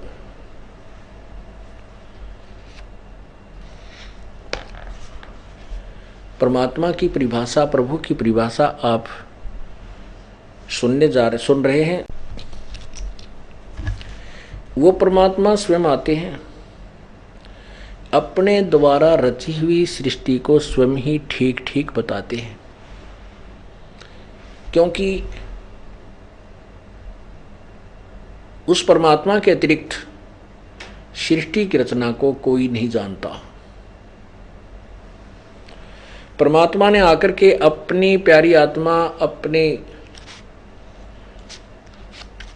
एक शिष्य धर्मदास जी को बताया था कि धर्मदास, ये सारा संसार विचलित है और कोई भी उस पूर्ण परमात्मा के विषय में नहीं जानता। इसलिए जो ज्ञान सृष्टि रचना का मैं तुझे सुना रहा हूं, जो यथार्थ ज्ञान मैं तुझे बता रहा हूं, इसको पूरे विश्व में सभी प्राणियों को समझाना, बताना, इस सृष्टि रचना को सुनाना और सभी जीवों के भ्रम को नष्ट करना। अब परिभाषा प्रभु की चल रही है। जैसा कि आपको बताया कि अभी तक पूरे विश्व में उस कबीर परमेश्वर या उन संतों के अतिरिक्त जिनको परमात्मा कबीर जी ने अपना साक्षात्कार, अपना सचखंड सतलोक दिखाया है, उनके अतिरिक्त कोई भी परमात्मा की यथार्थता से परिचित नहीं है। तो अब इस दास के ऊपर प्रभु ने अब कृपा की है, अपना ये अनमोल खजाना मेरे सामने खोल दिया है और इस दास को आदेश दिया है कि विश्व में पूरे जन साधारण तक इस तत्व ज्ञान को पहुंचाऊं। कृपा प्रभु की रहेगी, उनका सहयोग हमारे साथ अभिन्न तौर से रहेगा और ये पूरे विश्व में ये संदेश प्रभु का जाएगा। एक समय ऐसा आएगा कि कुछ दिनों के बाद ये लूटा खसोटी, जब ये ज्ञान परिचित पूर्ण रूप से भगवान का संसार में ये ज्ञान पहुंच जाएगा और परमात्मा की परिभाषा से मनुष्य परिचित हो जाएगा, फिर पाप नहीं करेगा। क्योंकि अब किसी को देख ले पैसा तो इकट्ठा कर लेता है, भाई हुक एंड क्रुक, लेकिन उसके घर में शांति नहीं। कहता है कोई या तो कोई स्वयं बीमारी को पाल रहा होगा या कोई घर के किसी सदस्य, इतने प्रिय सदस्य को ऐसी भयंकर रोग होगा कि उसको नींद आना हराम हो जाता है, या फिर किसी के साथ कोई मुकदमा या किसी ने पैसे ले लिए दे नहीं रहा, कोई कुछ कर रहा है, कोई कुछ कर रहा है, यानी पूरी अशांति फैली हुई है। और पैसा कमाने के लिए इंसान आगा पीछा नहीं देखता, चाहे उसने कितना अनर्थ करना पड़े, कितना जुल्म करना पड़े, कितनी झूठ बोलनी पड़े, कितना घोर पाप करना पड़े, वो केवल पैसा पैसा देख रहा है। और फिर इसका भोग जो भोगने को मिलेगा, फिर क्या होगा, पूरे परिवार के ऊपर ऐसा कहर टूट जाएगा कि वो रो रो कर दिन रात बिताएगा। फिर हम तत्व ज्ञान से परिचित होने के उपरांत समझ जाएंगे, हमें ज्ञान होगा, डर लगेगा कि जो आज हमें दुख है ये अपने ही किए कर्म का है। अब यहाँ पर इतने दुखी प्राणी आते हैं जिनका कहीं भी ट्रीटमेंट इलाज नहीं होता और परमात्मा उनको स्वस्थ कर देता है। और भी जो ऐसी समस्याएं हैं जो कहीं पर भी समाधान नहीं हो पा रहा, प्रभु कबीर जी उनकी समस्याओं का समाधान बहुत ही आसानी से और शीघ्र कर देते हैं। तो फिर वो उन दुखों से इतने दुखी होते हैं और उनको यहाँ आने से पता भी लग जाता है कि वो जो भी दुख हमारे ऊपर था हमारे किए ही पाप का था। यदि हम फिर वो पाप करेंगे, अपराध करेंगे, तो हमारे को वही कहर फिर आ जाएंगे, वही दुख फिर आ जाएंगे। इसलिए वो फिर प्राणी बहुत डरता है। जैसे छोटा सा बच्चा होता है और कहीं पर बिजली का नंगा तार और वो आपस में ज्वाइंट हो और वो थोड़ा बहुत सपारक करता है, आपस में चिंगारी सी फट उसमें से निकलती है और वो नीचे जमीन पर गिरा है। अबोध बालक जिसको ज्ञान नहीं कि ये भयंकर वस्तु है, इसको हाथ नहीं लगाना चाहिए, इसके हाथ लगाने से मृत्यु हो जाती है, जिस बच्चे को ये मालूम नहीं वो जा करके उसको पकड़ लेता है और मौत को गले लगा लेता है। जब जो बच्चा सियाना बड़ा हो जाता है उसको पता लग जाता है कि इसके अंदर भयंकर बिजली है और हाथ लगने से करंट लग जाएगा और मृत्यु हो जाएगी, तो वो दूर भाग जाता है, दूसरों को भी आवाज लगाता है कि वो सामने तार नंगा पड़ा है, वहां उधर मत जाना, वो खतरनाक है, वहां खतरा है। तो इसी प्रकार जब तक हम परमात्मा के इस नियम से परिचित नहीं है, तो हम गलती पर गलती, अपराध पे अपराध करके हम उसका भोग भोगते रहते हैं, हमारे ऊपर आपत्तियां आती हैं। इस तत्व ज्ञान से हम परिचित, सियाने हो जाएंगे, समझदार हो जाएंगे, फिर हम इस बिजली के तार का हाथ नहीं लावाएंगे, उस अपराध को, उस पाप को नहीं करेंगे जिसका हमने फिर भोग भोगना हो। तो ऐसे प्रभु ने कहा कि एक समय ऐसा आएगा कि पूरे विश्व में परमात्मा का ज्ञान होगा और पुण्यात्माओं हमें वो समाधान मिलेगा जो कहीं भी नहीं मिलता। हम इतने सुखी होंगे और हमें, हमारे घर में इतनी बरकत होगी और हम जो इच्छा करेंगे, जो हमारी आवश्यकताएं होंगी, वो परमात्मा तुरंत पूरी करेगा।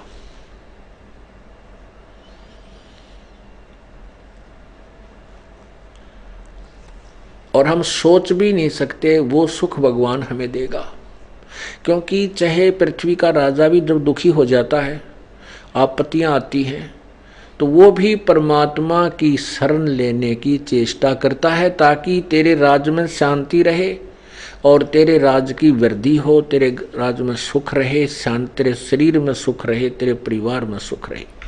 तो पुण्यात्मा और राजा का तो हम बहुत शक्तिशाली मानते हैं, क्योंकि राजा मनुष्यों में श्रेष्ठ होता है, राजा मनुष्यों में ताकतवर होता है, और राजा भी परमात्मा की ही इच्छा करता है जब वो अपने राज्य को भी सुचारू रखने के लिए। तो क्यों ना हम पहले ही उस प्रभु की शरण में चले जाएं, क्यों ना हम भी उसी परमात्मा की आड़ लें, ओट लें, शरण लें, जो हमें वो सुख दे जो राजा भी नहीं दे सकता, जिसकी इच्छा राजा भी करता है। तो वो परमात्मा अब आपको मिल गया है, आपको वो सुख देगा जो राजा नहीं दे सकेगा, आपके वो दुख निवारण करेगा जो कोई भी नहीं कर सकता। जहां पर साइंस फेल हो जाती है और जिस रोग का कहीं पर भी कोई ट्रीटमेंट नहीं है, परमात्मा उस ट्रीटमेंट को भी कर सकता है, उसको भी ठीक कर देगा, उसका इलाज कर देगा।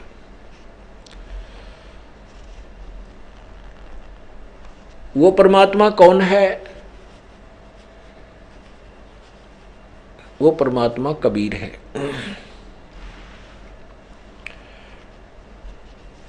अब आपने पवित्र कुरान शरीफ में और पवित्र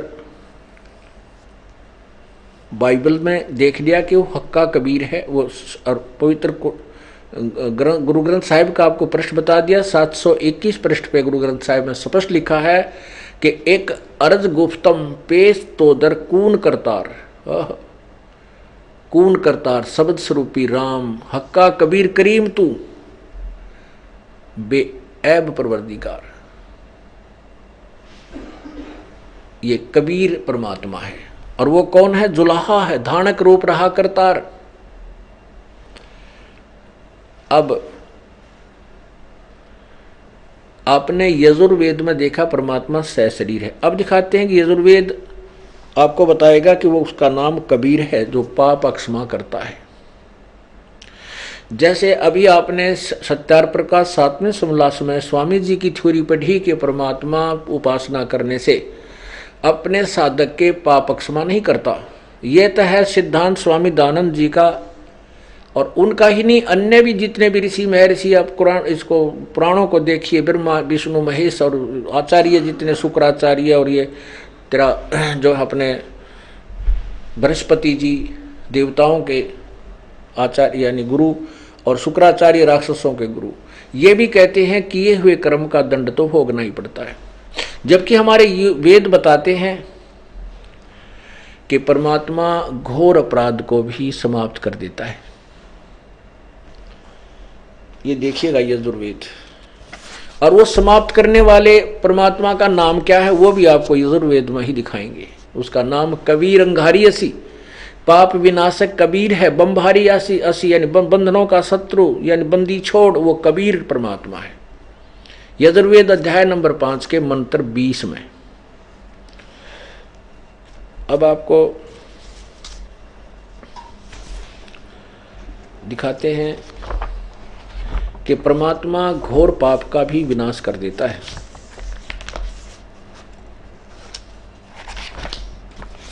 ये देखिएगा, यजुर्वेद और महर्षि दान सरस्वती द्वारा ही इसका अनुवाद है। ये देखिएगा 8वां अध्याय 241 पृष्ठ पे, 8वां अध्याय 241 पृष्ठ पे, और ये है 13वां मंत्र है। इसका एक 242 पे अनुवाद किया स्वामी जी ने।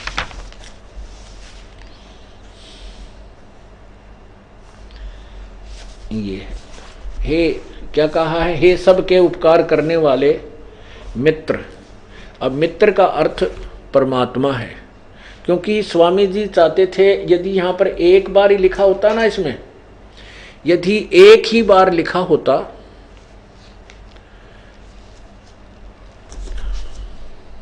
यदि एक बार ही लिखा होता इस यजुर्वेद के 8वें अध्याय के 13वें श्लोक में मंत्र में, तो स्वामी जी इसको गोल गोल कर देते। परमात्मा ने सारा रोग काट रखा है कि इसमें 6-7 बार लिखा है परमात्मा नाश, पापों का नाश कर देता है, घोर अपराध का भी नाश कर देता है, अपने किए हुए चाहे माता करे चाहे पिता करे शुद्ध भक्ति जो करेगा उनके पापों का भी नाश करता है। यदि ये एक ही लिखा होता तो ये कह देता है सबके उपकार करने वाले मित्र। अब अनुवाद करते समय या परमात्मा क्यों न लिखा, उलझाने से के उद्देश्य था। फिर ये कहाँ पकड़े जाते हैं, ये सत्यार प्रकाश में इन्होंने कहा है कि जहां पर मित्र शब्द है वो परमात्मा का ही बोध कराता है। ये देखिएगा सत्यार्थ प्रकाश प्रथम समोल्लास पृष्ठ नंबर 15-18 पे यहाँ लिखा है, मित्र आदि नामों से सखा इंद्र आदि देवों से प्रसिद्ध व्यवहार देखने उन्हीं का ग्रहण करना होता है। यहाँ क्या बताते हैं थोड़ा सा देखते हैं। जो सबसे स्नेह करे और सबको प्रीति करने योग्य है वह परमेश्वर सबका सच्चा मित्र है। इससे परमेश्वर का नाम मित्र है। तो यहाँ यजुर्वेद अध्याय नंबर 8 के और मंत्र 13 में मित्र माने हे सबके उपकार करने वाले परमात्मा समझे। इसलिए मैं आपको बता रहा हूँ क्योंकि हमारा सन 2004 से समाचार पत्रों में ऐसे ही वाद प्रतिवाद इन आर्य समाज के पदाधिकारियों आचार्यों से हुआ था। तो इन्होंने झूठ बोलने का और ठेका ले रखा है। इन्होंने उत्तर दिया कि जो 8वें अध्याय के 13वें श्लोक में इन्होंने लिखा है वहाँ भगवान के लिए नहीं, वहाँ तो लिखा है सबके उपकार करने वाले मित्र, मित्र के लिए लिखा है, भगवान नहीं है कि भगवान पाप नाश नहीं करता। इसलिए आपको ये दिखाना पड़ता है कि मित्र माने ये स्वयं कहते हैं मित्र का अर्थ परमात्मा। यहाँ देखिए, हे सबके उपकार करने वाले मित्र यानी परमात्मा आप देव कर्तस्य दान देने वाले के एन से शब्द याद रखना अपराध, एन से माने अपराध के, अवैजनम माने विनाश करने वाले, अवैजनम माने विनाश करना, एन से माने अपराध। ये जरूर याद रखना ताकि आगे ये गोलमोल करने की चेष्टा कर रहा है। असी माने हो, मनुष्य कर्तस्य साधारण मनुष्यों के किए हुए, एन से माने अपराध के, अवैजनम माने विनाश करने वाले हो। पितृकर्तस्य पिता के किए हुए, एन से माने अपराध ही समझो। इन्होंने विरोध आचरण लिखा है, यहाँ लिखा अपराध के, अवैजनम अच्छे प्रकार हरने वाले अर्थात विनाश करने वाले समझो। असी माने हो। आत्म कृष्य अपने किए हुए, एन से माने पाप के, एन से माने पाप, अपराध कहो पाप कहो। अवैजनम माने दूर करने वाले अर्थात नाश करने वाले हो, एन से हो। अधर्म के अधर्म अर्थात घोर पाप के भी, अवैजनम मान नाश करने हारे हो। जानता हुआ मैं जो कुछ भी धर्म आचरण किया करता हूँ व करूँ,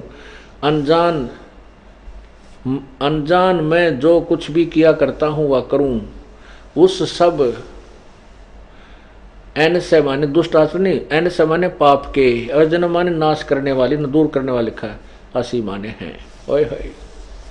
अब क्या किया है कि परमात्मा आपकी शरण में आने के बाद इसका अर्थ वास्तविक ये है कि जाने में अनजाने में जो भी हमसे पाप हो जाते हैं उन सब के आप विनाश करने वाले हो। जो हमसे जाने अनजाने में पाप हो चुके हैं और फिर हम आपके चरणों में आ गए हैं, आपकी साधना करते हैं, तो उन उपासना करने वाले, चाहे माता करे, चाहे पिता करे, चाहे स्वयं करे, चाहे कोई महान आत्मा यानी देव संत करे या भक्त करे, सबके पाप का आप नाश करने वाले हो। इब पाप विनाशक कौन है? 5वें अध्याय का 20वां श्लोक आपको बताएगा। कबीर अंगारियसी। अंगारी माने पापों का नाश करने वाला। ये देखो, नहीं 20वां नहीं, 5वें अध्याय का 32वां श्लोक। 5वें अध्याय का 32वां श्लोक है, और 20 में गलत कह गया, क्षमा करना, 20 में कोई और प्रकरण है। अब देखो यजुर्वेद अध्याय नंबर, यजुर्वेद भाषा भाष्य 5वां अध्याय, और यहाँ देखो ये है 32वां श्लोक। इसमें स्पष्ट लिखा है उसी गसी। ये कबीर, हम इसको कबीर बोलते हैं, कबीर। उसी गसी कबीर अंगारी असी बंभारी असी, बंभारी सवर अवसरो असी। इन्होंने देखना क्या लिखा है, और यहाँ लिखा कि रत धामा हव्य शोधन रत धामा असी सवर ज्योति। हे जगदीश्वर, जिस कारण से आप उसी के माने कांतिमान, असी माने हैं अंगारी। अंगारी माने पाप करने, पाप के विनाशक। अरि माने शत्रु होता है, खोटे चलन करने वालों के शत्रु। इसका अर्थ है अंगारी माने पाप करने, पापों के अरि माने शत्रु हैं, पापों के शत्रु। अब इन्होंने क्या लिखा? कबीर, कवि का कान पर अर्थ कर दिया। इसका अर्थ है कबीर असी। कबीर अंगारी असी, वो कबीर है जो पापों का नाश करने वाला है, कबीर अंगारी असी। और बम्भारी, बम्भारी का अर्थ लिखा है इन्होंने, बम्भारी माने बंधनों के शत्रु। बम्भ अरी, बम्भ अरी बंधन के शत्रु, हम उसको बंदी छोड़ कहते हैं, बंधन काटने वाले, बंधनों से छुड़ाने वाले। बम्भारी बंधनों के शत्रु। और कौन है वो? कबीर। ये देखो कबीर असी, इसको लिख देना था, वो कबीर है, कबीर असी। ये स्पष्ट लिखा है कबीर, हम इसको कबीर बोलते थे, कबीर, कबीर अंगारी असी।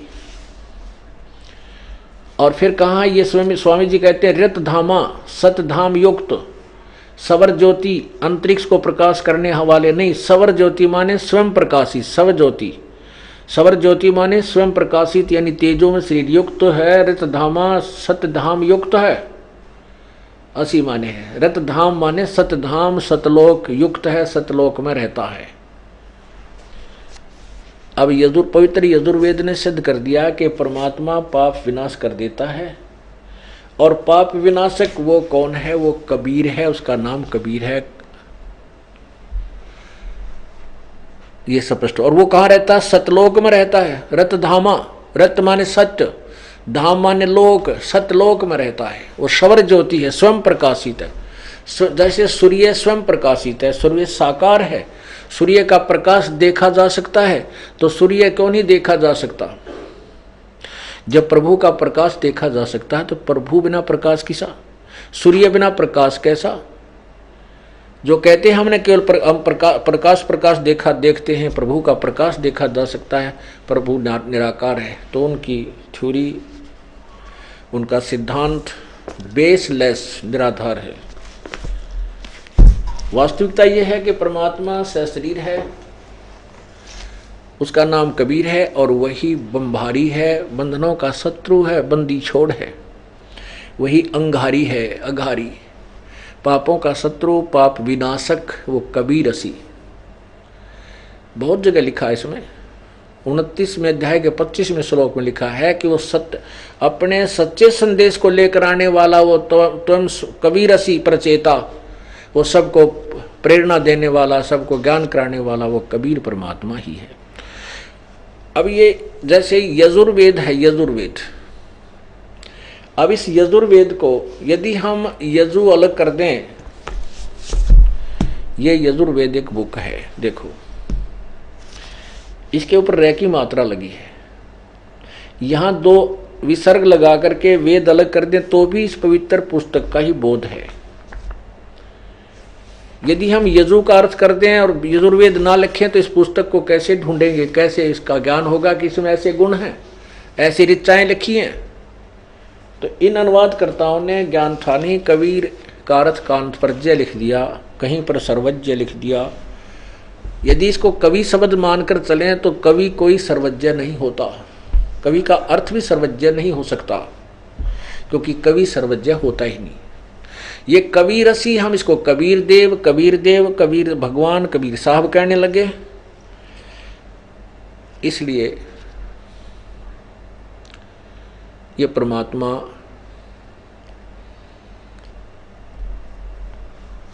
वो कबीर देव ही है। कबीर देव कहो, उसे कबीर साहब कहो, उसे कबीर परमेश्वर कहो, वो पूर्ण परमात्मा है। और उस वही चारों युगों में आता है, 3 युगों में अपने वास्तविक नाम से अन्य कोई नाम रख कर आता, जैसे सतयुग में सतसुकृत नाम से, त्रेता में मुनिंदर नाम से, द्वापर में करुणा में नाम से, और कलयुग में वो वही कबीर देव, कबीर साहब नाम से प्रकट होते हैं। उनका वही नाम रहता है।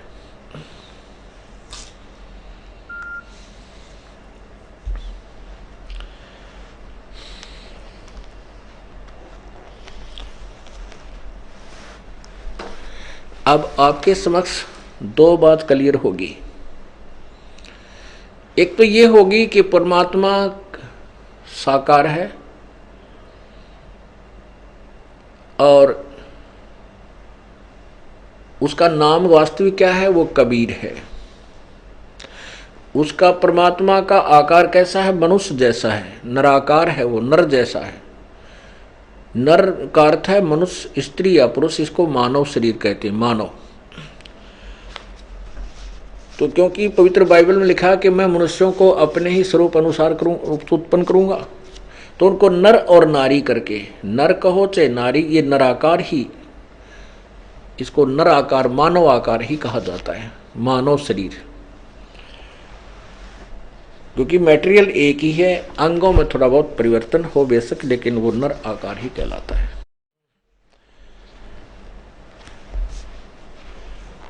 अब जैसा कि आपको पहले भी सुनाया, आज फिर सुनाते हैं, आगे भी सुनाते रहेंगे, क्योंकि परमात्मा की महिमा जितनी बार सुनेंगे उतना ही हमें आनंद आएगा। जो पुराने भक्त हैं उनकी आत्मा तो गदगद होगी होगी, और जो नई पुण्यात्मा आती हैं जिन्होंने अभी तक प्रभु के विषय में कभी ऐसा सुना ही नहीं जो सच्चाई है, तो उनके लिए एक नया रास्ता प्रशस्त होगा। जैसा कि पहले सत्संग में सुनाया था कि परमात्मा कबीर जी चारों, कबीर परमेश्वर जी चारों युगों में आते हैं। सतयुग में सतसुकृत नाम से, और त्रेता में मुनिंदर नाम से, द्वापर में करुणा में नाम से, और कलयुग में कबीर नाम से आते हैं।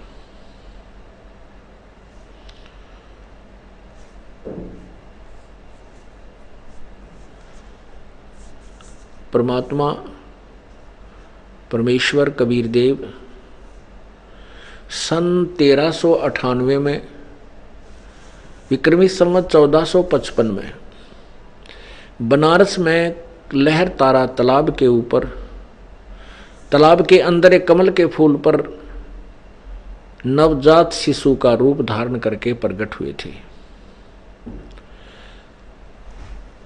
इस लीला को एक अष्टानंद नामक ऋषि ने देखा था। वो उसमें उस लहर तारा तालाब के ऊपर स्नान करके और अपनी साधना करने की प्रयत्न कर रहा था, तैयारी कर रहा था।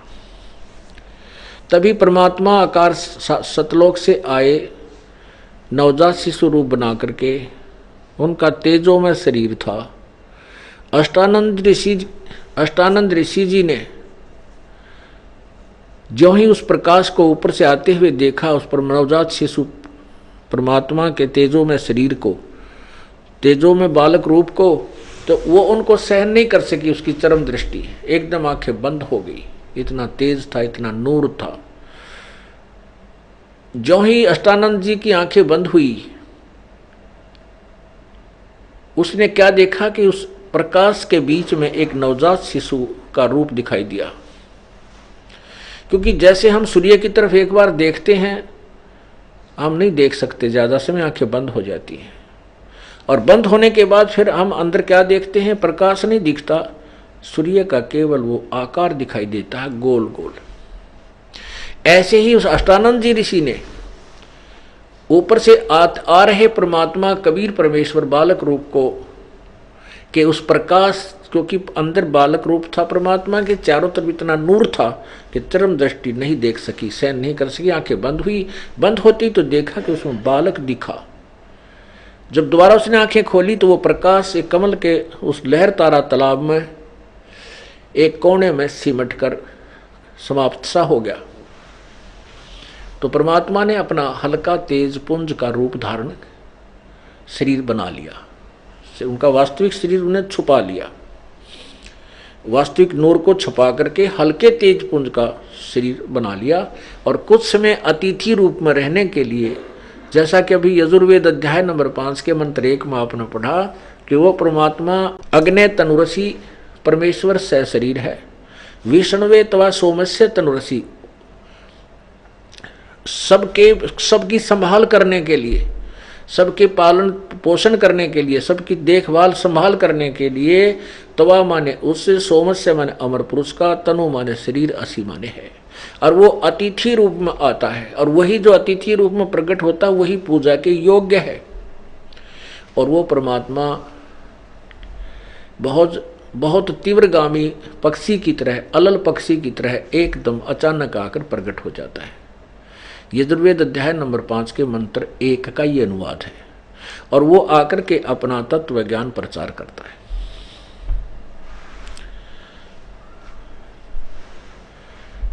तो उसमें अष्टानंद जी ने सोचा कि ये क्या देखा मैंने प्रकाश, क्योंकि वो अपने गुरु रामानंद जी से, स्वामी रामानंद जी से, महर्षि रामानंद जी से सुना करते थे परमात्मा का निराकार है और उसका प्रकाश बहुत ही चरम दृष्टि से नहीं देखा जा सकता, इतना भगवान का नूर होता है, तेज में प्रकाश होता है। ऐसा वो निराकार परमात्मा का जो प्रकाश है। और उधर से स्वामी रामानंद जी भगवान विष्णु के कट्टर उपासक थे, और फिर भी भगवान को निराकार बताया करते थे। 1400 ऋषि शिष्य बना रखे थे उन्होंने। और वो स्वामी रामानंद जी वेदों के मर्मज्ञ ज्ञाता जाने जाते थे। अपनात्मा, जैसे आपने महर्षि दयानंद जी की थ्योरी, अपनी तो उसकी सोच थी कि परमात्मा पाप नहीं काटता और परमात्मा निराकार है, जबकि वेद कहते परमात्मा साकार है और वो घोर पाप को भी काट देता है। इससे सिद्ध है कि इन्होंने वेदों को पढ़ा लेकिन समझा नहीं। ना उन ऋषियों ने, महर्षियों ने, किसी भी महर्षि ऋषि ने ये वेदों को नहीं पढ़ा, ना समझा।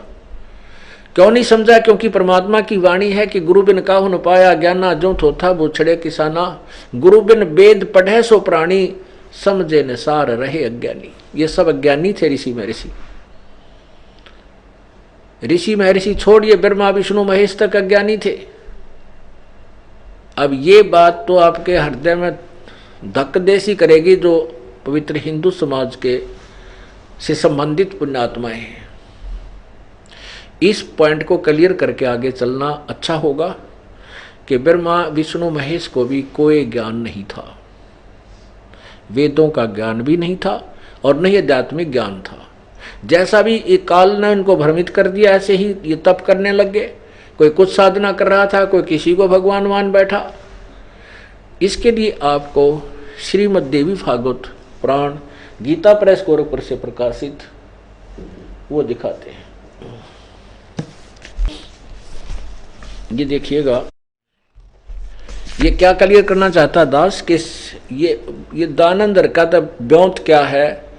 ये तो बिल्कुल ही अज्ञानी थे, ABC नहीं जानते थे, केवल संस्कृत भाषा जानते थे, आध्यात्मिक ज्ञान से परिचित नहीं थे। और अन्य ब्रह्मा विष्णु महेश भी कति अज्ञानी थे, वो परमात्मा की परिभाषा से भी परिचित नहीं थे। दास नहीं कह रहा, उनकी उनकी उनकी जो है जीवनी बता रही है। पढ़िए, ये श्रीमद् भगवत देवी भागवत गीता प्रेस गोरखपुर से प्रकाशित है।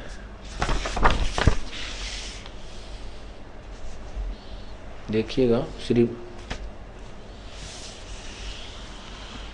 संपादक हनुमान प्रसाद पोदार, चिमनलाल गोस्वामी। और ये कहाँ से प्रकाशित है? प्रकाशक में मुद्रक गीता प्रेस गोरखपुर, गोविंद भवन कार्यालय, कोलकाता का संस्थान। अब देखो, इसमें सकंद, पहला सकंद, ये देखिएगा पहला सकंद। और ये कौन सा अध्याय है? अध्याय पहला सकंद, अध्याय 1 और 1 से 3 ऊपर हो लिया, ये चौथे में शुरू है, चौथा अध्याय पहला सकंद। यहां देखिएगा, ये पृष्ठ नंबर 28 पे है, पृष्ठ नंबर 28 है। और ये पहला सकंद है, देवी संक्षिप्त देवी भागवत 28 पृष्ठ पे। नारद जी ने कहा, महाभाग व्यास जी, तुम इस विषय में जो पूछ रहे हो,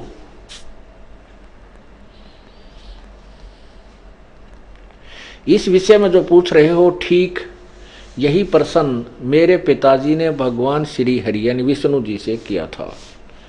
देवाधिदेव भगवान जगत के स्वामी हैं, लक्ष्मी जी उनकी सेवा में उपस्थित रहती हैं, दिव्य कौस्तुमणि उनकी शोभा बढ़ाती है, वे शंख चक्र और गदा लिए रहते हैं, पीतांबर धारण करते हैं, 4 भुजाएं हैं, वक्ष स्थल पर श्री वत्स का चिन्ह चमकता रहता है, वे चराचर जगत के आश्रय दाता हैं, जगत गुरु एवं देवताओं के भी देवता हैं।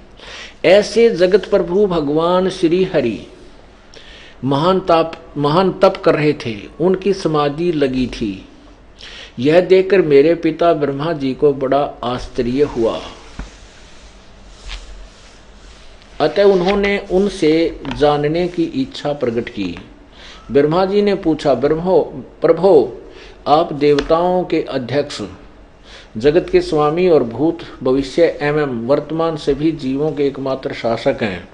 भगवान, फिर आप क्यों तपस्या कर रहे हैं और किस देवता की आराधना में ध्यान मग्न है, यानी किस भगवान की पूजा करते हो? मुझे असीम आश्चर्य तो यह हो रहा है कि आप देवेश्वर एवं सारे संसार के शासक होते हुए भी समाधि लगाए बैठे हैं। ये देखिए नीचे, ब्रह्मा जी के विनीत वचन सुनकर भगवान श्री हरि अर्थात विष्णु ने कहने लगे, ब्रह्मन सावधान होकर सुनो, मैं अपने मन का विचार व्यक्त करता हूँ।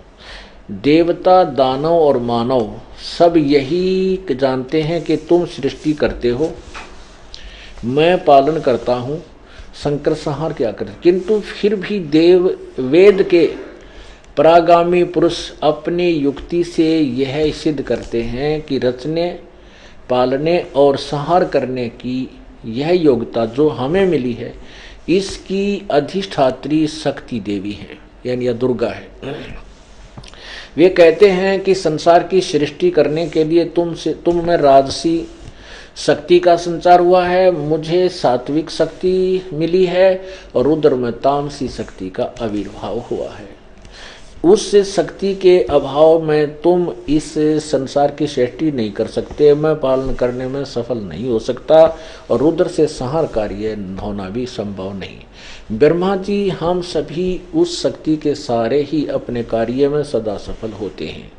सुवर्त प्रत्यक्ष और अप्रोक्ष दोनों उदाहरण मैं तुम्हारे सामने रखता हूँ, सुनो। यह निश्चित बात है कि उस शक्ति के अधीन होकर ही मैं इस शेष नाग की सैया पर सोता और सृष्टि करने का अवसर आने पर जाग जाता। मैं सदा तप करने में लगा रहता हूँ, मैं सदा तप करने में लगा रहता हूँ, उस शक्ति के शासन से कभी मुक्त नहीं हो सकता, रह सकता। कभी अवसर मिला तो लक्ष्मी के साथ सुख पूर्वक समय बिताने का सौभाग्य प्राप्त होता है।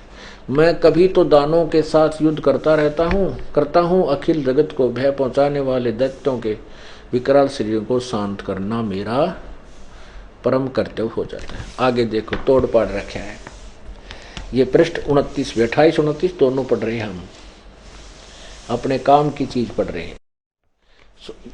क्या कहते हैं विष्णु जी, मुझे सब प्रकार से शक्ति के अधीन होकर रहना पड़ता है, यानी दुर्गा के वो अधीन है और उन्हीं भगवती शक्ति का मैं निरंतर ध्यान किया करता हूँ। ब्रह्मा जी मेरी जानकारी में इन भगवती शक्ति से बढ़कर कोई देवता नहीं, दूसरे कोई देवता नहीं है, सत है। विष्णु जी ने कलम तोड़ दी अपने ज्ञान में कि ये दुर्गा तो ऊपर कोई भगवान नहीं है और मैं इसी की पूजा करता हूं।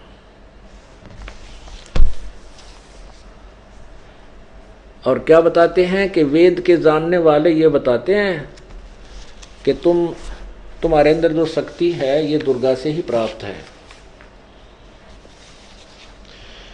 और विष्णु जी कह रहे हैं कि मैं नहीं जानता कि दुर्गा से ऊपर कोई और भगवान है। तो कहने का तात्पर्य क्या है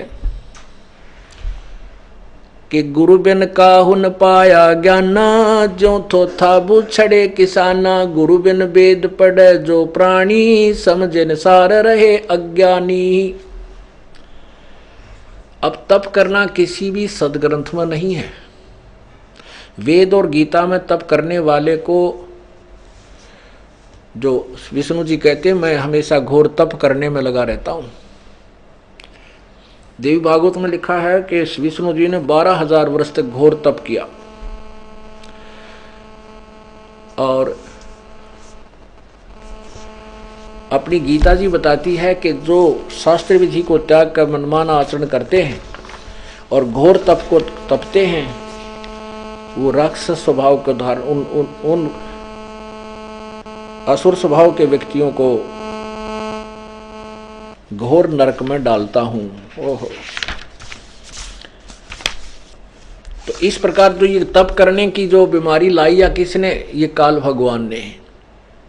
ब्रह्मा जी जब कमल के फूल पर विराजमान थे, उनको कहीं पता नहीं था मैं कौन हूं, कहां से आया हूं। जब आकाशवाणी की कि तप करो तप करो, किसने? काल भगवान ने, ब्रह्म ने। और उसके बाद ब्रह्मा जी ने उसके बाद वेदों को प्राप्त किया सागर मंथन में, तो उन्होंने वेद पढ़े। उससे पहले तप करने का आदेश हो गया था, आकाशवाणी होगी, तो ब्रह्मा ने भगवान की वो भी एक वाणी मान ली कि ये परमात्मा का आदेश है, तप करो। उसने विष्णु और शंकर जी को यही पढ़ाई पढ़ा दी, तो ये सब तप करने लगे। तप से सिद्धि आ जाती है। उन सिद्धियों का फिर ये काल इनमें दुरुपयोग करता है। किसी को कोई कहीं का कंट्रोलर बना देता है, किसी को कहीं से, फिर अपने रिमोट से इनसे काम लेता रहता है। ये तप करना शास्त्र विरुद्ध साधना है, मनमाना आचरण है। किसी भी सदग्रंथ में, वेद और गीता में तप करने को नहीं कहा, बल्कि मना किया है। अध्याय नंबर 16 और 17 में स्पष्ट किया है कि जो घोर तप को तपते हैं उन क्रूर व्यक्तियों को, वो मुझे भी गीता ज्ञानदाता कहता है, और उस पूर्ण परमात्मा को और अंदर जितने भी देव हैं उन सबको वो दुखी करता है, उनको घोर नरक में डालूंगा।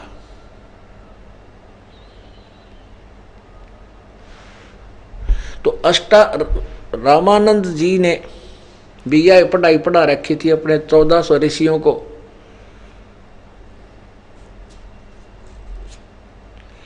कि परमात्मा तो निराकार है, उनका केवल प्रकाश दिखाई देता है। तो अष्टानंद जी वहां से चल के उन्होंने सोचा कि अपने गुरुदेव के पास चलता हूं और अपने गुरुदेव महर्षि रामानंद जी से पूछूंगा कि ये जो मैंने आज प्रकाश देखा है, ये मेरी कोई भक्ति की अनुभूति है, पर भक्ति का कोई प्रतिफल है, या मेरी वैसे भ्रमणा है, या कोई मेरा जो है ना वैसे ही शंका है। रामानंद जी के पास जाकर के, स्वामी रामानंद जी के पास जाकर के स्वामी अष्टानंद जी ने कहा, वो सारी आप बीती बताई कि आज सुबह सुबह मैं ब्रह्म मुहूर्त में आपके द्वारा दी गई साधना करने की चेष्टा कर रहा था। उसी समय आकाश से एक प्रकाश आया और जो ही मैं उसने प्रकाश की तरफ देखा तो मेरी चरम दृष्टि एकदम चुंधिया गई। आंखें बंद हुई तो उसमें मैंने एक बालक रूप देखा। जैसे सूर्य के प्रकाश को देखने के बाद सूर्य का गोला सा दिखाई देता है, नीले से रंग का या लाल से रंग का। तो उसने ऐसे ही जो ही देखा तो उसमें फिर बालक रूप बन गया। दोबारा आंखें खोली तो वो प्रकाश लहर तारा तालाब के अंदर समाप्त होता नजर आया। रामानंद जी ने जितना ज्ञान था कहा कि बेटा ये न तो तेरी कोई भक्ति की उपलब्धि है, ये तो आकाश ऊपर के लोकों से जो अवतार लोग आते हैं तो ऐसे कृष्ण हुआ करते हैं, वो आकर के किसी माँ के गर्भ में जाएगा और फिर यहाँ कोई सिद्ध पुरुष है या कोई देव है, वो यहाँ अपना कर्म भोग करेगा या लीला करेगा। अब जैसा भी रामानंद जी को जैसा ज्ञान था अपने शिष्य का समाधान कर दिया शंका का, और अंधे गुरु का अंधा ही चेला। अब गुरु चतुर तो होते ही हैं, उनके पास बातें होती हैं, वो अपने शिष्यों को रोक राख के थाम थूम देते हैं, रोक देते हैं और उलट पुलट करके सेटिस्फाई कर लेते हैं। उधर से एक नीरू नीमा नाम के मुसलमान जुल्हा दंपति थे। पहले ये ब्राह्मण थे, उसी जन्म में गौरी शंकर सरस्वती नाम था। ये भगवान शिव के पुजारी थे। भगवान शिव की शिव पुराण को पढ़कर सुनाते थे, कोई किसी को गुमराह नहीं करते थे। और जो उस शिव पुराण की कथा से जो उनके पास दक्षिणा आ जाती थी उसी से अपना गुजारा करते थे और अधिक संग्रह नहीं करते थे। जो भी अपने खर्चे से ज़्यादा बच जाता था उसका भंडारा उन अपने अनुयायियों के सामने कर देते थे। तो उनसे सभी लोग प्रसन्न थे और उनकी अन्य जो स्वार्थी ब्राह्मण थे जो लोगों को गुमराह करते थे उनसे ज़्यादा वो प्रशंसा के पात्र थे। लेकिन वो अन्य गुरु लोग ब्राह्मण लोग उनसे ईर्ष्या करते थे। इसका पता मुसलमानों को था, तो मुसलमानों ने सोचा कि ये जो गौरी शंकर है ये सबसे ज़्यादा हिंदू धर्म का प्रचार कर रहा है, इसकी प्रशंसा बहुत हो रही है। और दूसरे ब्राह्मण तो ऐसे अपने हिंदुओं को ठग ठाग का अपना काम चला रहे हैं, लेकिन ये ज़्यादा प्रचार कर रहा है। इसलिए उन्होंने सोचा कि इसको मुसलमान बना दें। ये ब्राह्मण स्वार्थी लोग इनको जात से डाल देंगे। उन्होंने ऐसा ही किया, गौरी शंकर के घर जा कर के अपना पानी छिड़क दिया, रुके मार मार के आवाज़ लगा के। तो जो स्वार्थी ब्राह्मण थे, उसके विरोधी थे, ईर्ष्या करते थे उस गौरी शंकर से, उन्होंने देख लिया। उन्होंने शोर मचा दिया कि गौरी शंकर तो मुसलमान बन गया है, उन्होंने मुसलमानों का ऐसा पानी पी लिया है, उसके मुंह में भी डाल दिया ज़बरदस्ती। तो मुसलमानों ने तो वो रिजेक्ट कर दिया हिंदू समाज ने कि ये मुसलमान बन गया। इसका सब भाईचारा बंद, गंगा में स्नान करना बंद, प्रतिबद्ध ला दिया। मुसलमानों ने उनका नाम, गौरी शंकर का नाम नूर अली और सरस्वती का नाम नीमा रख दिया। तो नीरू और नीमा नाम से वो प्रसिद्ध हुए। जो पैसा उन कथा से आता था वो आना बंद हो गया। तो उन्होंने क्या सोचा कि एक खड्डी लगा करके हाथ से सिंपल अपना कपड़ा बुनने का कार्य शुरू कर दिया और कई वर्षों तक वो इस काम को करते रहे, जिससे वो जुल्हा कहलाने लगे। उनके कोई संतान नहीं थी, उनके कोई संतान नहीं थी, क्योंकि ये नीरू नीमा कौन थे? ये द्वापर युग में जब परमात्मा आए थे, सुदर्शन नाम के एक वाल्मीकि जाति में उत्पन्न एक महान आत्मा, पुण्य आत्मा, उस परमेश्वर कबीर जी का शिष्य हुआ था। लेकिन वो उसके माता पिता ने नहीं माना था। वही सुदर्शन जी के माता पिता ही नीरू और नीमा बने और सुदर्शन जी की प्रार्थना पर परमात्मा ने उसे सांत्वना दी थी और वचन दिया था सुदर्शन को कि सुदर्शन तू चिंता मत कर, तेरे माता पिता को मैं पार करके छोड़ूंगा। तो वही परमात्मा ने अपने उस वचन से को मद्देनजर रखते हुए उस नीरू नीमा के घर स्वयं ही आए, उनको संतान नहीं दी। क्योंकि परमात्मा कहते हैं कि जिनको यहाँ से निकलना है, चलना है सतलोक, वो केवल यहाँ से जन्म और मरने का ही छूटने का ही प्रयत्न करते हैं, यहाँ की कोई वस्तु नहीं मांगते। और वो मांगते भी हैं, परमात्मा ने उनको निकालना है तो भी वो नहीं देंगे, वो उनकी उस ऐसी संतान नहीं देंगे परमात्मा के जो उनको मोक्ष में बाधक बने। और जिनकी संतान नहीं है, अब तत्व ज्ञान में और लोक वेद में दिन रात का अंतर है। लोक वेद से तो हम केवल संतान को सबसे उत्तम मानते हैं, जिसका संतान नहीं वो तो बेकार आदमी है। लेकिन जो परमात्मा का आध्यात्मिक ज्ञान है, इसके अंदर परमात्मा संतान देता है, बहुत अच्छा, उसके नौकर बनकर उसके बच्चे समझकर उनको पाल पोस देंगे, उनको जैसा हमारी ड्यूटी होगी पूरा करेंगे। और परमात्मा संतान नहीं देता है तो घनी खुशी मनाओ, क्योंकि तेरा कोई लेन देन अभी शेष नहीं है। तो परमात्मा ने, पूर्ण ब्रह्म ने उनको कोई संतान नहीं दी, क्योंकि वो उनको उलझ पुलझ कर देते या कोई ऐसा दुखी कर देते, वो भक्ति ना कर सकते। तो स्वयं ही संतान रूप में वहां पहुंचे और नीरू नीमा ने परमात्मा को प्राप्त किया। और फिर उनका नामांकन किया गया, तो परमात्मा ने स्वयं ही अपना नाम उन काजियों को कह करके कि मेरा नाम कबीर रहेगा, पूरी कुरान शरीफ में कबीर कबीर ही लिखा लेख हो गई। तो इस तरह उन्होंने अपना कलयुग में कबीर नाम ही प्रचलित किया, और इसी प्रकार प्रत्येक युग में ऐसा ही करते आते हैं।